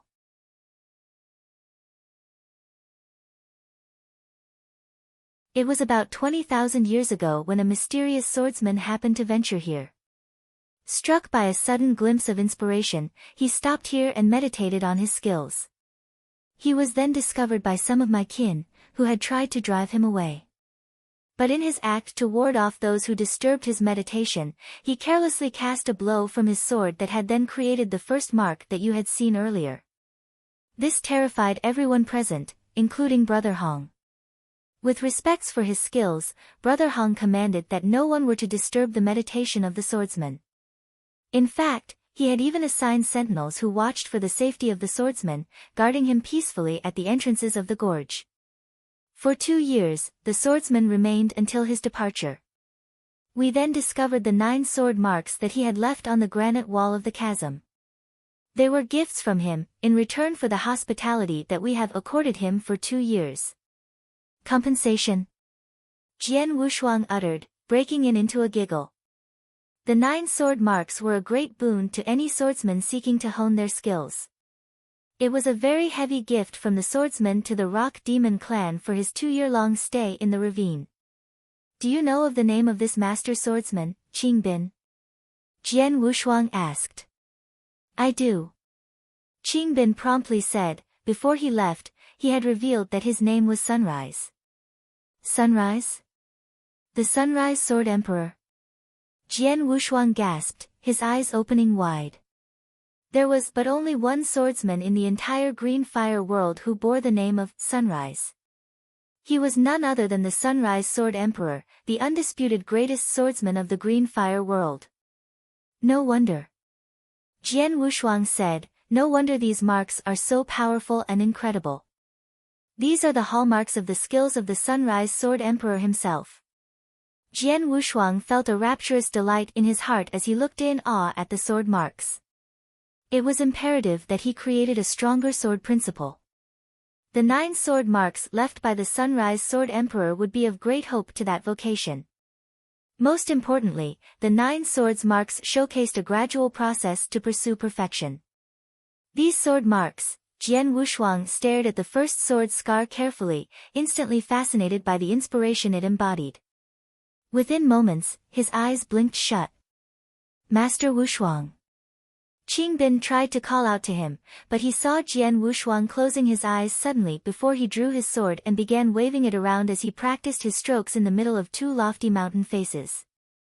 Realizing that Jian Wushuang was ensnared by a similar reverie of an awakening inspiration, Qing Bin retreated silently out of the gorge, leaving Jian Wushuang alone deep in his meditation peacefully. Completely awashed with a euphoric delirium, Jian Wushuang fell into a deep trance of meditation, losing completely all sense of time. In a mere flash, 3 days had passed, but Jian Wushuang was still deep in his trance, waving his sword in practice. But the speed of his skills had increased substantially. Floating in mid-air, God Hong, who had returned from his business, and Qing Bin stood abreast side by side, watching at Jian Wushuang who was still inside the gorge. Our young friend shares a certain kismet with me and he has great potential. In only 2,000 years, he had managed to reach such immense strength. It will be hardly long before he truly becomes an invincible warrior. God Hong smiled and then glanced at Qing Bin beside him, saying, let no one into the gorge for now. We will leave our young friend here on his own as he mediates peacefully.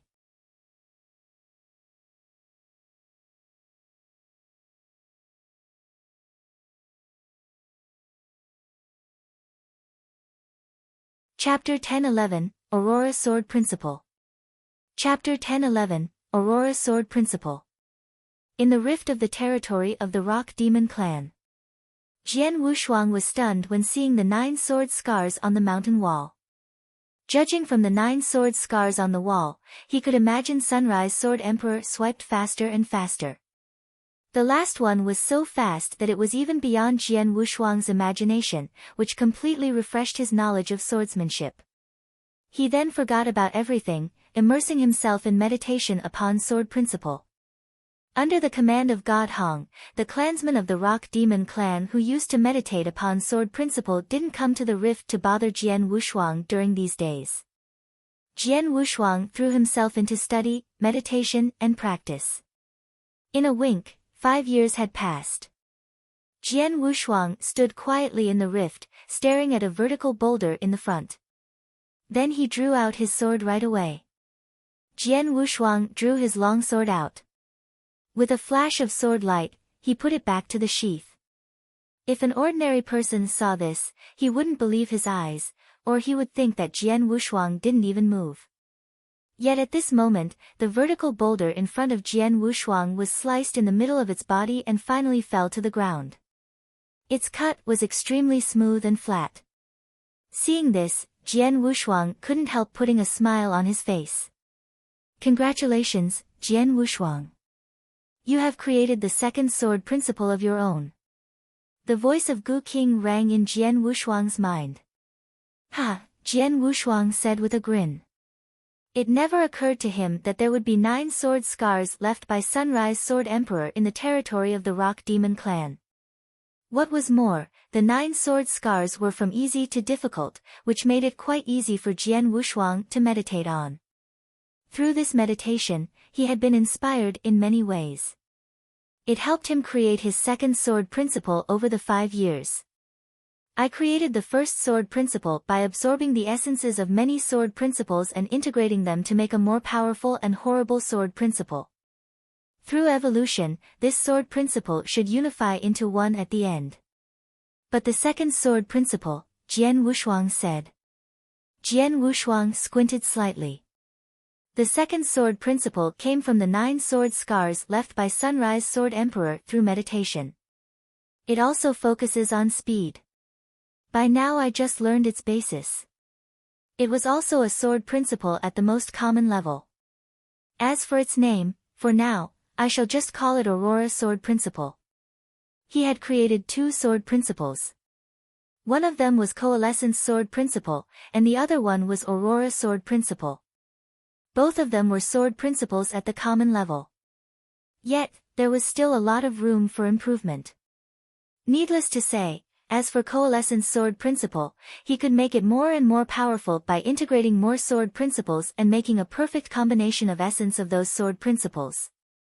As for Aurora Sword Principle, speed was the most important thing. Now that Jian Wushuang had only preliminarily mastered it, obviously he could make it more powerful. Jian Wushuang, although you have created 2 sword principles and enhanced your overall strength, your swordsmanship can't enable you to display your sword principles to full extent. Therefore, now you shouldn't focus on improving the level of sword principle. Instead, you should turn to swordsmanships suitable for your sword principles. The voice of Gu King rang in his mind again. Only when your sword principle match with your swordsmanship perfectly can you completely fulfill yourself. I see. Jian Wushuang nodded and said. He was also aware of his drawbacks on swordsmanship. Boundless Heaven Sword Art was his best swordsmanship.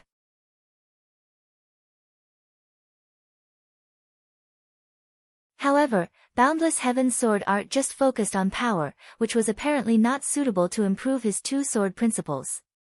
It's not difficult to create a matching swordsmanship to fully display Coalescence Sword Principle. After all, it unifies all swordsmanships into one, which makes it applicable to various swordsmanships.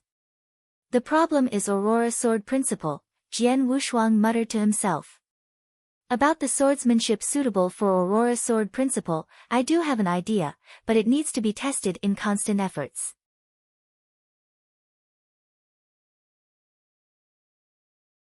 The 9 sword scars left by Sunrise Sword Emperor are profound and extensive. It has a lot in common with my Aurora sword principle. It probably can inspire me in many ways to create a matching swordsmanship. Jian Wushuang looked up at the 9 sword scars on the mountain wall and then started digging into swordsmanship. When he first arrived Samsara continent, he was so eager to look for his father. But now, he was totally calmed. The 9 sword scars left by Sunrise Sword Emperor were of great use to him. He would certainly want to stay longer to improve his sword principles as well as his swordsmanship level. As time went by, Jian Wushuang had long forgotten about everything else. In a flash, Jian Wushuang had already been meditating in the rift for 13 years. Upon the void outside the rift, God Hong and Qing Bin stood side by side. Master Wushuang is still cultivating there. Looking down at Jian Wushuang, who was absorbed in studying swordsmanship, Qing Bin secretly praised. He has completely indulged in swordsmanship meditation. God Hong said with a smile, Jian Wushuang is not only extremely talented but also a lot more diligent than most people. No wonder he can make such an achievement in less than 2,000 years. By the way, during these days, was there discontent from the clansmen who used to meditate in the rift? No. Qing Bin shook his head, and said with a smile, when Master Wushuang first came to our clan, he helped us to defeat numerous experts of the Black Python clan and saved a lot of our clansmen. Everyone in our clan knows what he did. They appreciate him a lot, including clansmen who cultivate sword principles. Therefore, no one has complained about it when they knew Master Wushuang has been cultivating in the rift. That's good. God Hong said, nodding slightly, this young man has got extraordinary potentials. He'll achieve great success in the future. It's also beneficial for us to be friendly with such a potential expert. That's right. Qing Bin nodded along and said. Speaking of the Black Python clan, something might go wrong among them judging from their actions these days.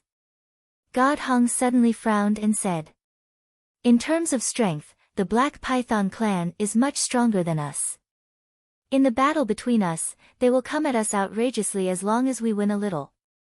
However, this time we have gained such a big advantage, yet they didn't react it at all. It is absolutely unusual. Take my order. Tell our clansmen to be careful as much as possible. My gut tells me that the Black Python clan is planning something drastic. Something drastic? Qing Bin appeared puzzled but immediately realized. He said, I see. God Hong and Qing Bin didn't stay any longer in this void. Soon they left. Jian Wushuang was still alone in the rift, concentrating on practicing his swordsmanship. Since he created the second sword principle, it had been 8 years in total. His swordsmanship was quite different from what it used to be. You're tuning in to the Blissful Bookshelf YouTube channel. We're so grateful for your support and don't forget to subscribe to join us on this incredible journey through captivating stories. Your generosity through donations truly makes a world of difference, as it's the primary source of revenue that allows me to expand and enhance this channel for you. Thank you from the bottom of my heart for being a part of this adventure.